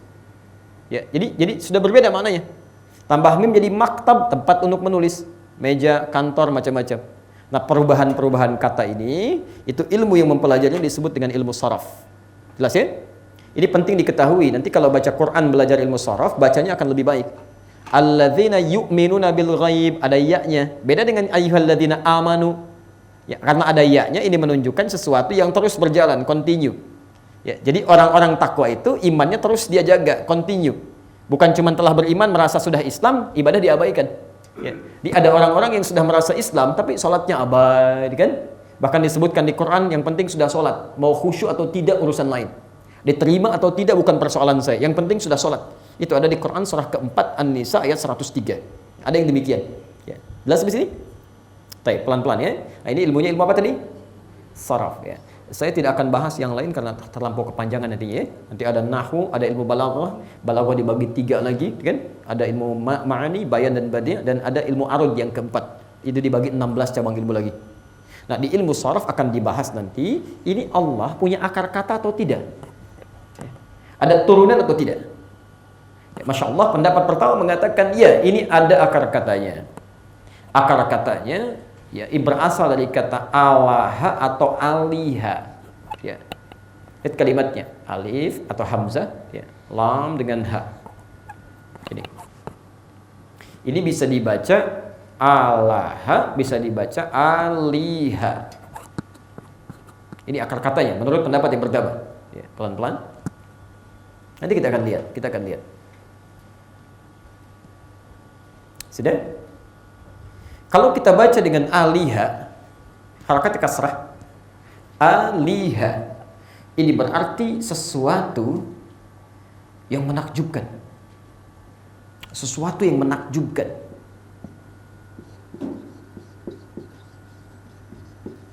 Mengherankan. Yang membuat kita kagum. Ya. Mereka mengatakan kenapa Allah dinamakan dengan Allah, karena setiap apa yang diciptakan oleh Allah selalu menakjubkan. Perhatikan, bikin langit gak ada tiangnya. Antum bikin atap ada tiangnya. Allah bikin langit gak ada tiangnya. Masya Allah. Ya. Itu luar biasa. Di semua ciptaan Allah tidak ada yang tidak menakjubkan. Ya. Perhatikan nyamuk. Kecilnya luar biasa. Berapa setiap kepakannya itu ketika dia terbang. Ya. Kita sulit membuat yang serupa, tidak mungkin. Mustahil. Jadi semua ciptaan Allah selalu akan mengagumkan. Bagaimana unta diciptakan. Quran mengatakan afala yanzuruna ilal ibili kaifa khuliqat. Itu baru unta. Belum manusia yang disebut ciptaan paling sempurna. Laqad khalaqnal insana fi ahsanit taqwim. Ciptaan yang paling sempurna. Jadi kenapa disebut dengan Allah? Karena semua yang diciptakan selalu menakjubkan. Ya, selalu membuat kita kagum, memujinya. Kalau kita katakan dari kata alaha, alaha ya'lahu, itu berarti sesuatu yang menenangkan. Melahirkan ketenangan, tentram gitu, tenang. Kenapa dinamakan dengan Allah? Ya, karena kata golongan pertama ini, dia disebut dengan Allah karena ketika kita mendekat kepadanya, beribadah, menyembahnya dengan benar, berzikir kepadanya, maka muncul ketenangan-ketenangan dalam jiwa dan perangai hidup kita. Ya. Di Tuhan yang benar, menurut pendapat kelompok pertama ini, Tuhan yang sesungguhnya yang benar, yaitu Tuhan yang ketika kita mendekat kepadanya, kita ibadah, ada ketenangan dalam jiwa kita. Jadi kalau kita menyembah yang dipertuhankan, misal, akal kita masih bertanya, kenapa begini, kenapa begitu? Seperti Nabi Ibrahim pernah bertanya, kok kalian menyembah patungnya? Jadi buat kalian, kok kalian sembah? Ya kalian bisa bicara, patungnya nggak bisa bicara, bagaimana bisa seperti itu? Ya, nanti ada pertanyaan-pertanyaan di Quran, termasuk yang mempertanyakan Tuhan yang menyebutkan ada 3, Tuhannya punya anak, gitu kan? Ya, dan sebagainya. Itu ada yang sangat menarik. Nanti kita akan lihat nanti ya. Nah, ini nanti, karena itu ketika disebut dengan Allah, seakan-akan melukiskan pesan bahwa kenapa disebut dengan Allah? Karena setiap kita berinteraksi dengan benar dengan Allah, maka ada ketenangan. Ya. Di antara dalil yang dikemukakan, Quran surah ke-13 ayat 28, Ar-Ra'd. Ala bidzikrillahi tatmainnul qulub. Ya. Ala, ketahuilah, yakinkan pada dirimu. Bidzikrillah, kalau zikir Anda benar kepada Allah, tatmainnul qulub, berdampak pada ketenangan jiwa. Ya. Apa artinya zikir? Ingat Allah. Bagaimana amalannya? Kita jangan batasi, seringkali ada yang keliru menyebutkan zikir hanya batasan pada kalimat thayyibah. Subhanallah, alhamdulillah, Allahu akbar. Betul itu zikir, tapi itu zikir tingkat yang paling ringan. Paling ringan, ya. Di Quran itu misal disebutkan baca Quran itu bagian dari zikir. Ya, karena itu Al-Quran disebut oleh Quran sendiri sebagai zikir. Quran surah ke-15 ayat 9. Ya, lihat kalimatnya, posisi paling kanan di pertengahan. Inna nahnu nazzalna dzikra wa inna lahu lahafizun. Sungguh kami yang menurunkan Quran ini sebagai zikir. Ya, sebagai zikir. Dan kami menjamin kami akan menjaganya. Jadi ketika Allah mengatakan Quran sebagai zikir, amalan yang menenteramkan jiwa, artinya setiap Anda baca Quran akan muncul ketenangan dalam jiwa. Nggak percaya silakan, ya. Bapak ibu sedang gelisah, sedang nggak tenang, antum ada masalah di mana saja, di kampus, di pekerjaan, buka mushaf, bacakan Quran, akan ada dentuman kepada jiwa yang melahirkan ketentraman. Nggak percaya silakan, ya. Tapi sebaliknya kalau Anda baca Quran hati nggak tenang, ada yang salah cara Anda baca Quran itu, ada yang keliru, ya. Misal menghafal Quran bagian dari zikir, silakan cek menghafal Quran bagian dari zikir. Ya, Anda bisa temukan misalnya 4 kali disebutkan di Quran. Surah ke-54 ya, Al-Qamar itu. Ya, ayat 17, ayat 22, ayat 32, ayat 40. Walaqad yassarnal Qur'ana lidzikri fahal mim muddakir. Dan sungguh kami telah mudahkan Quran ini untuk dihafalkan sebagai zikir. Jadi menghafal Quran itu bukan sekedar hafal. Kata Quran, hafalan yang baik itu bukan saat ditanya Anda pandai mengungkapkan, bukan. Hafalan Quran itu untuk digunakan sebagai zikir, diingat saat Anda mempraktekannya. Misal, maaf, mau makan, ingat ayatnya. Bagaimana tuntunan Quran makan dengan baik. Maka kita ingat, cari makannya harus halal. Al-Baqarah 168. Ya ayuhan nasu kulu mimma fil ardi halalan thayyiba. Saat berangkat ke kantor, Anda berjalan, mata mau lihat, ingat ayatnya, jadi zikir. Wa qul lil mu'minina yaghuddu min absarihim. Dia jaga pandangannya. Berjalan, yamshuna 'alal ardi hauna, jalannya tenang, gitu kan? Ya, jadi semuanya ada, itu maksudnya. Jadi kalau ada penghafal Quran cuma sekedar hafal saja, itu bukan zikir namanya. Makanya orang-orang penghafal Quran yang benar menghafalnya, itu Masya Allah, itu akan terjadi perubahan pada perilakunya. Tenang, kosakatanya akan lebih baik. Karena firman Allah sudah terhunjam dalam jiwanya. Kalimat Allah itu kan kalimat terbaik. Jadi kalau yang baik-baik sudah masuk, yang jelek pasti keluar. Pasti keluar itu. Ya. Jadi kalau ada penghafal Quran, perilakunya tidak semakin tenang, lisannya tidak semakin baik, itu ada yang salah yang masuk itu. Caranya keliru, cara dia menghafal. Ya, jelas ya?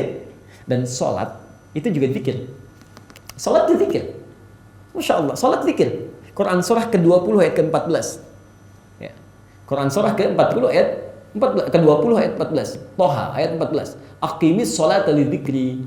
Dan yang paling menarik, ketika Allah mengatakan aqimis sholata, tunaikan sholat dengan benar, lidzikri, supaya zikir kepada saya. Kan? Masya Allah. Sebelumnya Allah menyebutkan kalimat Allahnya, innani anallahu la ilaha illa ana fa'budni. Allah menyampaikan pada Nabi Musa di ayat itu, saya ini Allah. Allah. Ya, dari akar kata ini, kata pendapat yang pertama. Saya ini Allah. Innani anallahu la ilaha illa ana. Tidak ada Tuhan kecuali saya.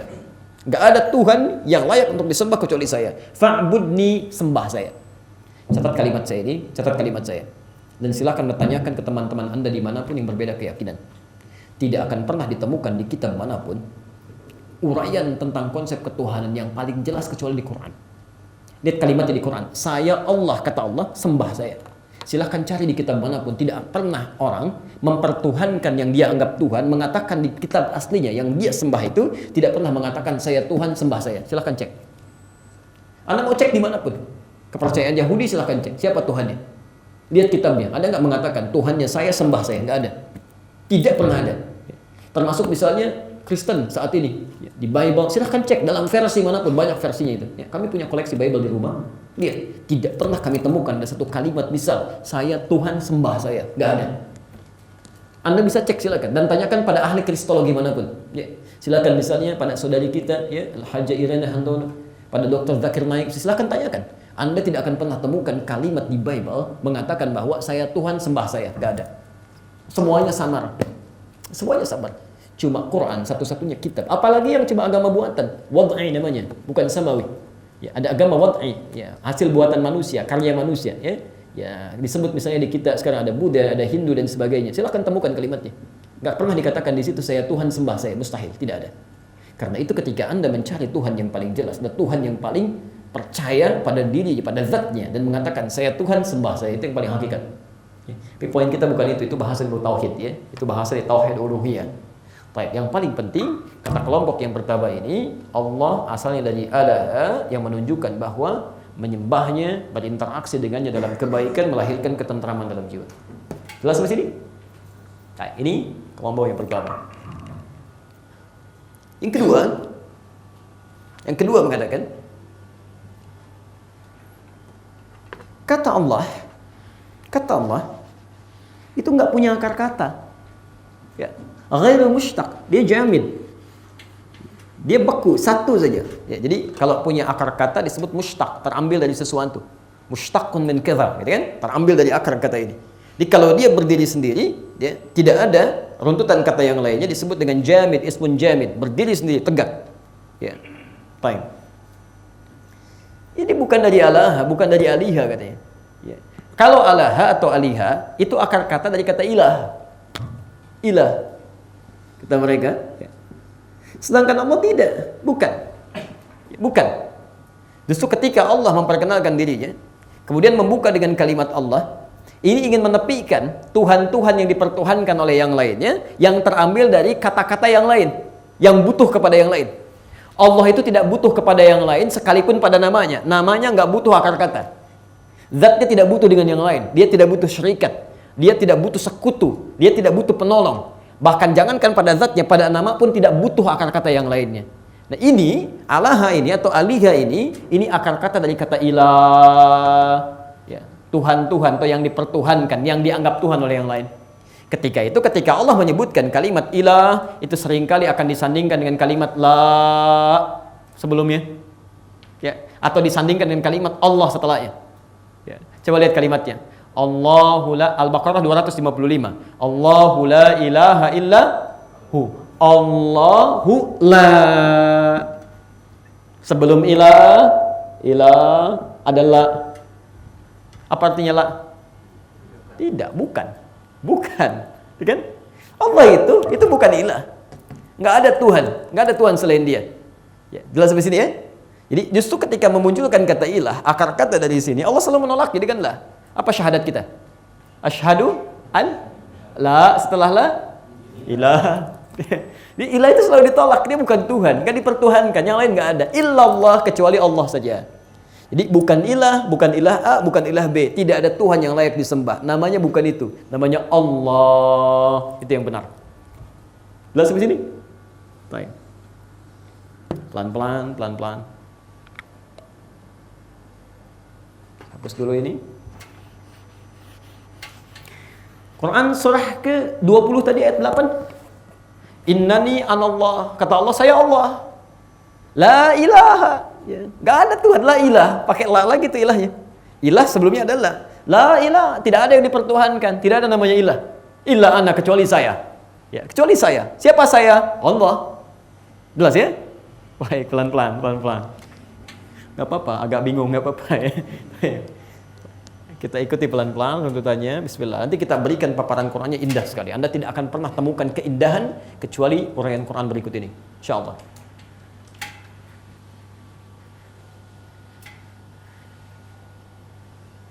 Baik. Nah, walaupun disebutkan kalimat ilahnya, itu selalu akan disertakan dengan sifat keesaannya. Untuk menunjuk bahwa ilah yang dimaksudkan bukan ilah yang itu, yang lain. Ya. Al-Baqarah 163. Wa ilahukum ilahu wahid. Jadi nggak mungkin berdiri sendiri. Tidak akan pernah ada kata ilah disandingkan yang dimaksudkan Allah. Itu nggak ada. Kalau tidak menggunakan la setelahnya, maka akan disifati dengan kalimat wahid. Ya, setelahnya untuk menggabungkan bahwa yang dimaksudkan bukan itu. Jelas? Baik. Sekarang mari kita tanyakan. Kalau begitu apa maknanya? Terlepas dari diambil mustaq ataupun jamid, terambil dari akar kata ataupun tidak, apa makna kalimat Allah ini? Baik. Kalau saya secara pribadi, saya sepakat dalam ilmu kebahasaan bahwa kata Allah ini mandiri sendiri. Tidak ada terambil dari akar kata manapun. Walaupun kemudian maknanya dikait-kaitkan dengan aspek yang lainnya. Ya, baik. Dari mana kita bisa lahirkan kesimpulan itu? Mari kita lihat. Masih ingat tadi ketika orang-orang Quraisy bertanya siapa Rabb yang dimaksudkan? Turun surah apa? Bahasan kita tadi? Masya Allah. Kata Imam Al-Ghazali, ada orang penuntut ilmu terbagi 4 bagian. Cepat ingat yang pertama, lama lupanya. Yang kedua, cepat ingat, cepat lupanya. Yang ketiga, lambat ingat, lambat lupanya. Yang keempat, lambat ingat, cepat lupanya. Baik, antum termasuk yang mana? Alhamdulillah, kalau bisa cepat ingat, tidak lupa-lupa. Baik. Ketika orang-orang bertanya, orang Quraisy, siapa Rabb itu? Muhammad, kamu bilang Rabb, kami juga punya Rabb. Maka Allah turunkan Quran surah 112 itu, Al-Ikhlas. Al-Ikhlas. Qul huwa, katakan huwa, Tuhanku itu siapa? Allah. Tidak cukup sampai di sini. Ahad. Masya Allah. Sifat ketuhanan pertama diturunkan, ahad. Qul huwa Allah, ahad. Apa ahad artinya? Satu-satunya. Satu-satunya. Kalau satu-satunya berarti ada yang lainnya tidak? Boleh dong minta kuenya. Ustadz ini satu-satunya gitu ya. Baik, gak ada yang lain kan? Baik, tapi kalau antum ada yang lain, antum kasih, gak apa-apa, ini saya ada yang lain. Tapi ketika anda katakan, ya tinggal satu-satunya, berarti artinya apa? Tidak ada yang lainnya. Kalau Anda katakan wahid, itu artinya satu, masih ada yang kedua. Ya, masih ada yang kedua. Ya. Ada orang bernama misalnya Abdurrahman Wahid. Artinya dia anak pertama, akan ada yang kedua. Ya, diharapkan ada yang kedua, ketiga, keempat dan sebagainya. Ya. Dulu kami punya teman waktu di Tripoli, ada Muhammad Awal Ishaq. Kemudian ada Muhammad Thani Ishaq. Muhammad Thalith Ishaq ya. Jadi Muhammad pertama Ishaq, Muhammad yang kedua Ishaq, Muhammad ketiga Ishaq. Jadi perbedaannya awal, Thani, Thalith. Jelas sampai sini? Tapi kalau Anda sebutkan ahad, itu artinya satu-satunya yang tidak ada duanya. Ya. Saya akan ingin mengatakan pesan bahwa maaf, dalam kepercayaan yang muncul pada saat Nabi diturunkan, rata-rata punya kepercayaan lebih daripada satu Tuhan. Lebih daripada satu Tuhan. Ya. Orang kafir Quraisy politeisme, banyak Tuhannya. Ada Lata, ada Uzza, ada Manat dan sebagainya. Ya, Kristen juga sama pada saat itu. Persia lebih lagi, ya, bintang gemintang, api dan sebagainya. Itu banyak Tuhannya. Ya, maka ketika Allah menurunkan kalimat kepada Nabi Muhammad SAW, perhatikan kalimatnya. Qul huwa Allah ahad. Sifatnya ahad. Yang paling menarik, kata ahad ini pertama disandingkan bukan dengan sifat Allahnya, tapi dengan nama Allahnya. Ya. Katakan dia, kan tadi pertanyaannya namanya kan? Siapa namanya? Allah. Ternyata nama sifat pertamanya ahad. Ini menunjukkan bahwa pertama, nama ini adalah nama satu-satunya yang ada di semesta ini, yang tidak disandang oleh siapapun, tidak disandang oleh siapapun. Jadi kalau ada satu-satunya disandang oleh yang lainnya, itu akan menjadi aib pada yang mengambilnya. Perhatikan, ini hukum ya.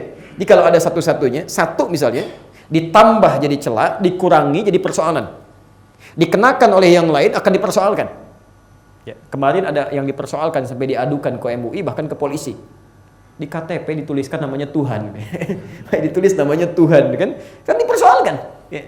Jadi kalau satu sifat satu-satunya diambil, walaupun nama-nama sifat yang lainnya itu akan jadi persoalan. Akan jadi persoalan. Ya. Yang paling menarik kata Allah, saya beda.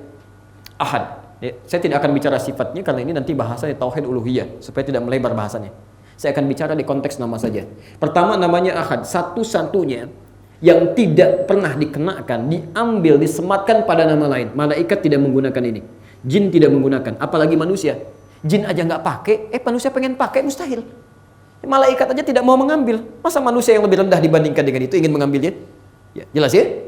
Baik, rendah kedekatannya maksud Allah, maksud saya ketinggiannya, bukan masalah ketakwaan. Saya teruskan.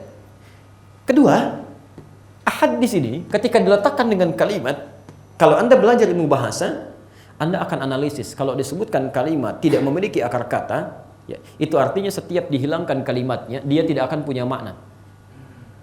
Setiap dihilangkan unsur hurufnya, dia tidak akan punya makna. Misal, saya ambil misalnya kalimat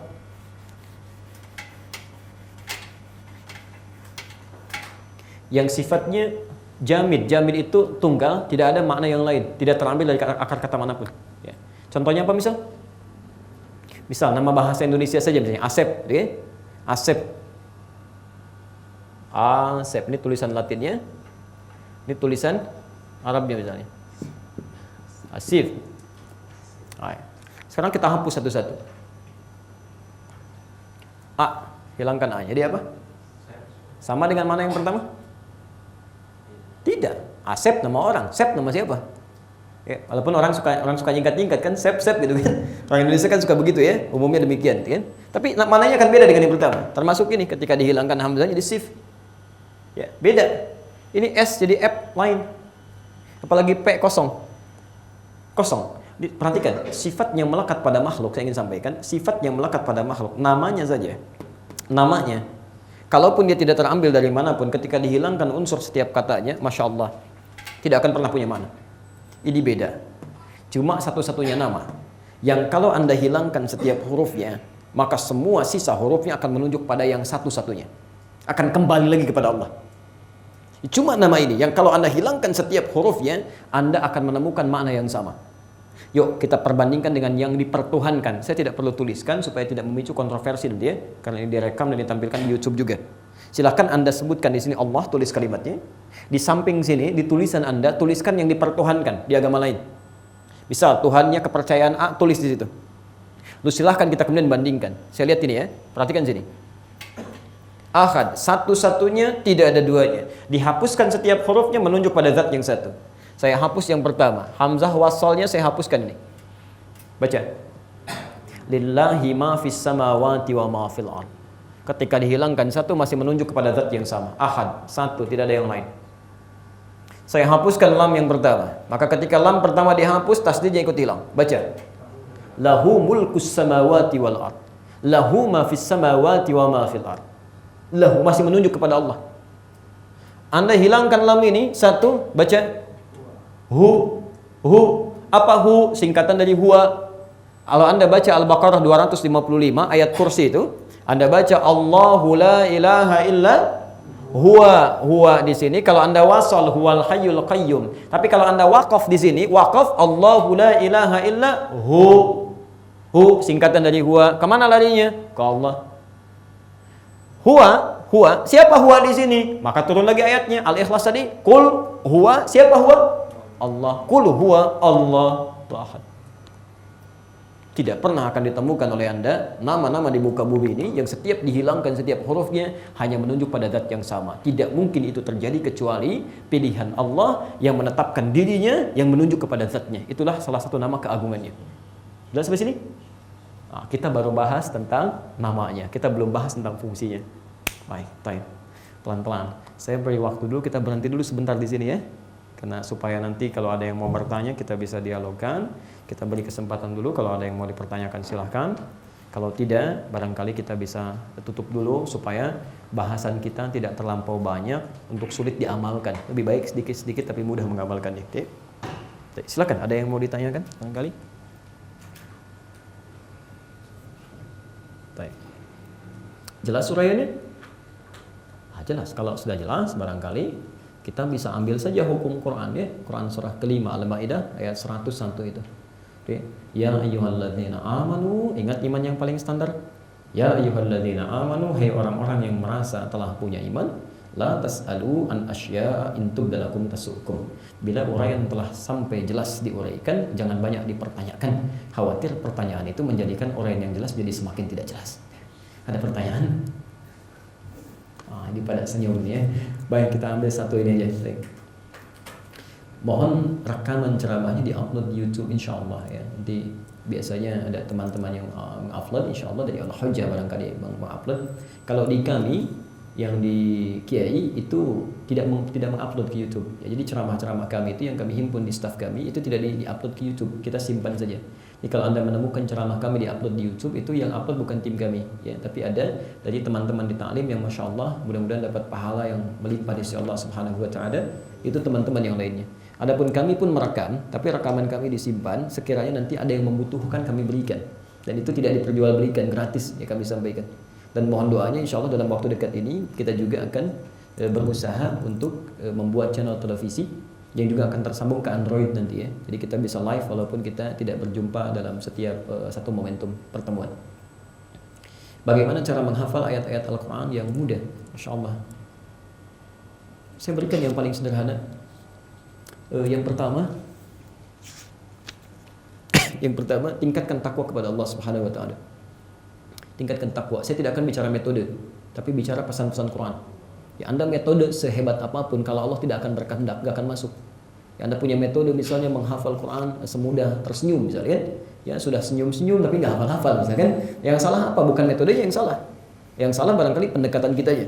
Jadi kalau ingin cepat, paling mudah, maka dekati Allahnya yang punya Qurannya, maksudnya firmannya ya, karena Quran bukan makhluk ya, firman Allah Subhanahu wa taala. Maka tingkatkan takwa, itu yang pertama. Yang kedua, ikhlaskan niat. Yang ketiga, yakinkan pada diri kita sanggup menghafalkannya dengan izin Allah. Yakinkan, ini semua nilai-nilai Quran. Yakinkan. Yang keempat, mulai berikhtiar. Ya, mulai berikhtiar. Bagaimana cara spesifiknya? Nanti lihat aja rekamannya di YouTube tentang manhaj menghafal Al-Quran. Kami terangkan di situ dengan lebih detail. Ya. Tapi demi Allah saya katakan bukan suatu kebahagiaan, kebanggaan, apalagi misalnya untuk ria, ujub dan keistimewaan seorang yang bisa menghafal Quran dengan ayatnya, dengan nomornya, tidak. Semua banyak orang yang bisa melakukan itu. Banyak ya. Ini hanya untuk kemudahan saja. Jadi jangan pernah ada orientasi yang tidak baik ketika kita ingin melakukan kebaikan. Termasuk saya ingin memberikan pesan pada ayah dan ibu, ya, antum semuanya yang menginginkan hafal Quran, termasuk anak-anaknya. Pesan saya, jangan pernah antum belajar menghafal Quran dengan tujuan menjadi hafid. Salah satunya, ya, kalaupun tidak dipersalahkan, tapi itu sudah mengurangi keikhlasan. Ya. Kalau antum ingin menghafal Quran, hafalin saja, terserah Allah, mau dikasih atau tidak terserah Allah. Bahkan kadang-kadang ada yang Allah buat nggak hafal-hafal dalam kisaran waktu yang cukup lama. Ya, yang ini sudah hafal si fulan, Masya Allah, 1 jam hafal. Ini kok sudah 10 hari nggak hafal-hafal. Karena ukuran Quran itu, hukum Allah beda dengan hukum manusia. Kalau manusia pengennya cepat hafal, kalau Allah pengennya orang ini banyak pahala.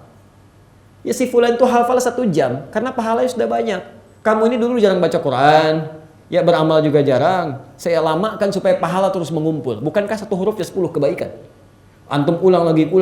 Berapa pahala yang didapatkan itu? Masya Allah. Ya. Di cara berpikirnya, sekarang ada penemuan bagus sekali. Menghafal Quran tidak harus hafal. Ya, menghafal Quran tidak harus hafal. Jadi untuk apa kita menghafal? Ya, itu kalau dalam logika manusia. Ya, dalam logika manusia. Jadi menghafal Quran itu diantara tujuannya untuk menghadirkan nilai-nilai dalam kehidupan. Kalau Allah berkehendak kita akan dijadikan. Kalau Allah tidak berkehendak kita akan diberikan sebagiannya yang cukup untuk kita. Dan kalau Allah berkehendak, penghafal Quran akan terbagi pada 3 golongan. Di Quran surah 35 ayat 32 dan 33 itu. Ya, posisi sebelah kiri paling atas ya.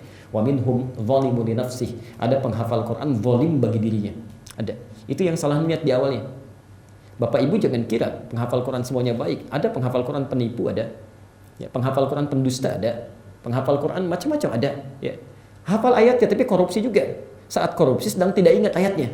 Ya, setelah ditangkap baru ingat lagi gitu kan. Itu ada yang begitu. Wa minhum muqtasid, ada orang yang hafal Quran tapi bagi dirinya saja, belum bisa bagi-bagi dengan orang lain. Mojok di masjid, buka-buka mushaf, ngulang-ngulang, dia itu muqtasid. Yang terbaik sabiqun bil khairat, yang bisa berbagi kebaikan dari nilai-nilai Quran yang dimaksudkan. Itu yang harus kita cemburui. Ya, di At-Tirmidzi nomor hadis 2510, ya, Nabi SAW menyampaikan riwayat Ibnu Umar radhiyallahu anhuma, beliau menyampaikan la hasada illa fitnataini. Ya, tidak boleh kita merasa iri hati kecuali pada 2 golongan manusia. Pertama, rajulun atahullahu al-Qur'ana. Dalam riwayat lain, atahullahu al-hikmata. Ya, fayaqumu bihi ana al-laili wa atrafan nahar. Seorang yang Allah anugerahkan Quran pada dirinya, lalu dia mempraktikkan Qurannya setiap pagi dan malamnya, setiap waktu dia gunakan. Masya Allah, harus iri tuh. Ya. Ada orang bernama Mu'adz, Masya Allah, usia 4 tahun, matanya buta, ingin menghafal Quran, sampai hafal. Ketika hafal ditanya oleh orang lain, dia wawancara, apa motivasi Anda menghafal? Kata anak ini yang belum dihisab pada waktunya, ya, usia 4 tahun. Kata anak ini, saya menghafal Quran, berusaha ingin membawanya ke hadapan Allah. Yaumul hisab, di hari hisab saat kiamat. Saat saya tidak ditemani oleh siapapun, tangan saya bergetar, kaki saya bergetar, saya akan katakan di hadapan Allah. Saya akan katakan di hadapan Allah, Allah, ya Allah, kata anak ini, ya Rabb, ya Rabb. Jika memang kedatangan saya saat ini masih membawa dosa yang layak untuk dihukum, saya sudah berusaha menghafal Quran dalam keadaan mata saya buta. Mohon kurangi hukuman saya dengan Quran yang telah saya bawa ini. Anak 4 tahun, mata buta, berusaha menghafal Quran, membawa bekal pada Rabbnya, supaya dikurangi hukumannya. Padahal dia belum layak untuk dihukum. Belum taklif, belum berlaku baginya. Ada orang usia 40 tahun, diberikan oleh Allah masa yang cukup panjang.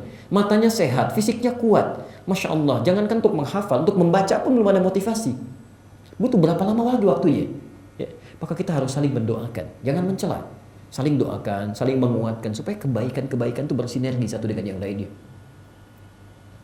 Kalau zikir menyebut boleh tidak, zikir dalam satu tarekat yang saya dengar seperti itu boleh atau tidak. Kalau yang dimaksud kalimat singkatan-singkatan yang terkait dengan makna itu tidak ada masalah. Ya, tapi singkatan yang jelas. Singkatan yang jelas, tidak? Baik, tapi kalau tidak terkait dengan itu, ya tidak terkait dengan itu tidak diperkenankan. Kecuali kalau maknanya menunjukkan penekanan.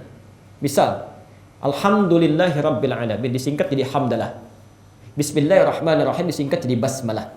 Jadi kalau Anda dikatakan bismillah atau alhamdulillah, itu yang dimaksud bacaannya secara komplit. Bapak Ibu sekalian, mari kita buka acara kita ini dengan sama-sama membacakan basmalah. Basmalah. Tidak ada. Ya pasti bismillahirrahmanirrahim. Walaupun ada singkatannya. Ya, ini singkatan itu dimaksudkan untuk memendekkan bacaan, tapi kalau kita bawa ke dalam kategori zikir tetap makna itu yang kita hadirkan. Yang mana kita hadirkan. Di saya menyampaikan kalau kalimatnya mengurangi kesempurnaannya maka tidak diperkenankan. Ya, tapi kalau kalimatnya tetap dalam kesempurnaannya maka itu boleh. Misal orang Arab sering mengatakan Allah, Allah, Allah, Allah, Allah, Allah, Allah. Kalau dia melihat sesuatu yang indah, Allah, Allah, Allah. Singkatan dari Masya Allah, Masya Allah. Dia hadirkan makna Masya Allahnya. Coba lisannya mengeluarkan kalimat tertingginya, Allah. Itu di Arab biasa begitu. Allah maksud Masya Allah, ada yang seperti ini nih. Cuman dia hadirkan, dia hilangkan kalimat Masya-nya untuk mengangkat keagungan Allahnya. Jelas ya? Itu masih boleh. Ya, tapi kalau misalnya Anda ucapkan kalimat yang mengurangi maknanya, misalnya ha, nggak nyambung. Kemana maknanya? Atau misalnya nggak nyambung.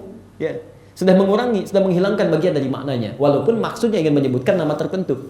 Ya Allah, Allahnya dihilangkan, haknya ada misalnya kan? Ya, tapi tidak nyambung di situ. Bukan pada konteksnya. Ya, bukan pada konteksnya. Kecuali untuk Anda pribadi yang Anda maksudkan itu. Tidak mampu mengucapkan keseluruhannya, diucapkan sebagiannya dengan maksud itu, masih sah. Tapi diucapkan dalam kalangan yang umum dengan maksud untuk mengurangi makna atau mengurangi huruf dengan keluar makna yang tidak tepat, maka itu menurut saya tidak sempurna. Ya. Sekira demikian ya. Kita cukupkan dulu ya. Kita cukupkan dulu untuk pertemuan hari ini. Kita nanti akan lanjutkan lagi. Kita belum selesai nama Allah ini. Terulang berapa kali di Quran. Bagaimana cara kita mengaplikasikan makna nama Allah ini yang ada di Quran, kita belum bahas itu. Ya, dan kita belum lihat isi kitab ini, kita belum baca. Ya, saya hanya ingin paham dulu semua Qurannya dan kita turunkan hadis-hadisnya. Setelah itu baru kita lihat pendapat di kitabnya, padukan pendapat ulamanya, baru mendapatkan pemahaman yang insya Allah lebih baik dibandingkan dengan belajar sebagian-sebagian. Dimohon bersabar ya. Kira-kira kapan kita selesainya ini soal ya, insya Allah kita tidak lihat banyak sedikit. Yang penting dari ibadah itu kita maksimalkan.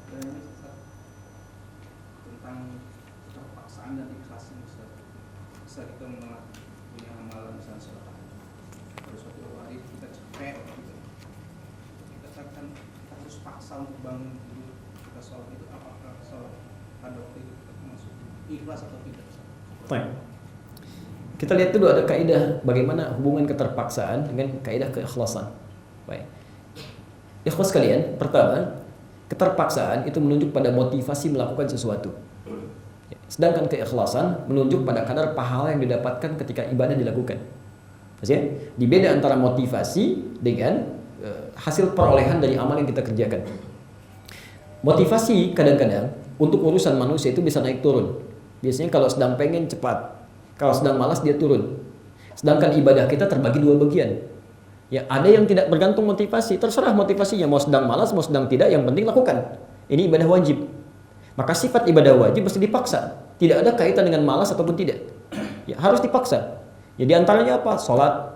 Ya, kalau sudah sholat paksa dari kita. Baik dalam keadaan malas ataupun dalam keadaan semangat. Karena ibadah yang sifatnya wajib tidak ada kaitan dengan semangat ataupun malas. Hubungan malas dengan semangat itu adalah faktor-faktor turunannya. Kenapa saya bisa semangat? Kenapa saya bisa malas? Itu ada faktor turunan. Ya, biasanya malas untuk ibadah itu, bukan karena faktor apa yang didapatkan, bukan. Karena faktor ada maksiat yang masuk ke dalam diri. Hati-hati, biasanya kalau orang semakin bermaksiat, semakin malas beribadah. Kan hukumnya sederhana, ada baik, ada jelek. Kalau seseorang terus melakukan kebaikan, maka dia akan enggan melakukan yang jelek. Orang terbiasa dengan yang halal, maka dia tidak akan pernah biasa dengan yang haram. Termasuk orang terbiasa berkata-kata baik, dia tidak akan pernah punya kosakata yang jelek. Jadi kalau ada orang punya kosakata yang kasar, tidak baik, ya itu artinya banyak yang kotor masuk ke lisannya. Yang baiknya kurang, maka harus dikeluarkan dulu. Ya. Maka kalau konteks keterpaksaan tadi dikaitkan dengan persoalan ibadah yang sifatnya wajib, maka tidak ada hubungan dengan itu. Kerjakan. Ya. Adapun kaitan dengan keikhlasannya bukan karena terpaksa atau tidak, ditujukan untuk siapa? Ya, ditujukan untuk siapa? Kalau niat kita lakukan karena Allah, ya, terpaksa atau tidak harus dipaksa dulu kan ibadah itu kata Nabi. Tetap, tapi orientasi kita tidak mungkin berbelok pada yang lain. Ya, tidak mungkin, mustahil. Hati kita akan mengatakan sekalipun dipaksa ibadah, tetap ibadah kepada siapa? Allah. Lillah. Tapi nanti urutan tingkat keikhlasannya akan berbeda satu dengan yang lainnya. Ya? Yang didorong-dorong akan lain dengan yang termotivasi dengan dirinya. Itu tingkat pahala saja yang didapatkan. Kecuali kalau motivasinya sudah dibelokkan pada kepentingan yang lain. Itu yang nanti akan mengurangi. Atau bahkan mohon maaf, dimunculkan untuk diketahui yang lain itu paling tidak disukai oleh Allah. Allah itu kan paling benci dengan sifat syirik. Syirik yang paling ringan itu riya. Dan kadang-kadang tidak terasakan. Tidak terasakan. Hati-hati, dan riya itu paling berbahaya, bisa menggugurkan amalan. Batal sekaligus. Ya. Quran surah kedua Al-Baqarah ayat 264. Posisi paling kiri sebelah bawah. Hati-hati. Ya ayyuhalladzina amanu la tubtilu shadaqatikum bil manni wal adha. Hei orang-orang yang telah merasa punya iman, jangan Anda batalkan amal kebaikan yang telah Anda tendun dengan amalan yang bisa merusak dan mengganggunya, menghancurkannya. Kalau sholat Anda batal, artinya kan tidak dinilai ya, harus diulang kan? Harus diulang. Baik, Anda sholat zuhur, sudah tahiyat akhir, tinggal salam gitu kan, tiba-tiba batal. Dihitung nggak? Oh sekarang berarti wudhu lagi, tinggal tahiyat. Kan tidak kan? Diulang dari awal kan? Diulang dari awal. Ya. Nah ini yang paling menarik, ada yang bukan cuma membatalkan secara fisik. Kalau batal secara fisik, pahala sebelumnya masih ada. Masih ada, karena niatnya berpahala. Kebaikannya berpahala. Dia mengulang dapat pahala lagi. Tapi ini ada yang menggugurkan, membatalkan pahala fisik dan pahala di jiwanya. Nggak ada sama sekali. Apa itu diantaranya ria? Teruskan ayatnya. Kalladzi yunfiqu malahu ria'an nas. Seperti orang infak yang ria. Anda kira semua orang sholat selamat? Tidak, ada yang celaka. Ya, surat Al-Maun itu fawailul lil musallin, celaka orang sholat. Orang sholat aja celaka, apalagi yang tidak sholat. Tapi yang aneh, kok bisa orang sholat celaka? Apa yang salah? Alladzina hum yura'un, ujung ayatnya. Ya, fawailul lil musallin, alladzina hum an sholatihim sahun, yang lalai dalam sholatnya. Apa di antara sifat lalainya? Alladzina hum yura'un, karena ria saat dia akan menunaikan sholat. Itu yang berbahaya. Ya, ada musim haji sekarang, umrah, ria, bahkan ria sebelum berangkat, gugur sebelum berangkat. Ya, tidak salah kalau Anda ingin misalnya mencari bekal-bekal yang baik. Al-Baqarah 197. Wa tazawwadu fa inna khairaz zadi taqwa. Silakan berbekal sebelum berangkat. Sebaik-baiknya bekal takwa. Rajin ibadah, rajin sholat, rajin tahajud sebelum haji, supaya saat sampai di sana hatinya sudah connect dengan Allah. Sudah biasa. Yang makna takwa yang kedua tadi, ya. Coba lihat, barangkali sebelum berangkat ada salah terhadap orang tua, ada kerabat, ya, diikhlaskan dulu, tenangkan dulu supaya berangkatnya enak. Tidak sedikit yang mengumpulkan orang-orang lain, motivasinya awalnya bagus. Kumpulkan tetangga, kumpulkan yang lain, ya Bapak Ibu sekalian, kami akan berangkat haji. Mohon didoakan. Doakan supaya kami lancar hajinya, kembali dengan selamat. Ini haji pertama kami, Bapak. Ini haji pertama kami, Bapak Ibu sekalian. Atau bahkan juga yang pertama mungkinnya di komplek ini, Pak RT belum haji, Pak RW belum haji, ya nanti kami doakan di sana, mudah-mudahan semuanya bisa berhaji. Kami doakan langsung di depan kamu, itu habis itu pahalanya sebelum dia berangkat. Ya. Cukup ya, cukupkan untuk hari ini. Bila Anda benar yang kami sampaikan, hakikatnya itu petunjuk Allah Subhanahu wa taala, tuntunan Rasulullah yang harus kita amalkan. Segera jangan pernah kita tunda. Tapi bila Anda menemukan kekurangan dalam apapun, dalam uraian, dalam segalanya, itu mutlak kesalahan saya, ya silahkan Anda sampaikan supaya kami bisa perbaiki dan tinggalkan pendapat kami yang keliru, yang tidak tepat, ambil pendapat ustaz lain yang lebih baik sesuai dengan tuntunan Al-Quran dan Sunnah Rasulullah SAW. Subhanakallahumma wa bihamdika asyhadu an la ilaha illa anta astaghfiruka wa atubu ilaik wa akhiru da'wana alhamdulillahi rabbil alamin wa afu bikum. Assalamualaikum warahmatullahi wabarakatuh.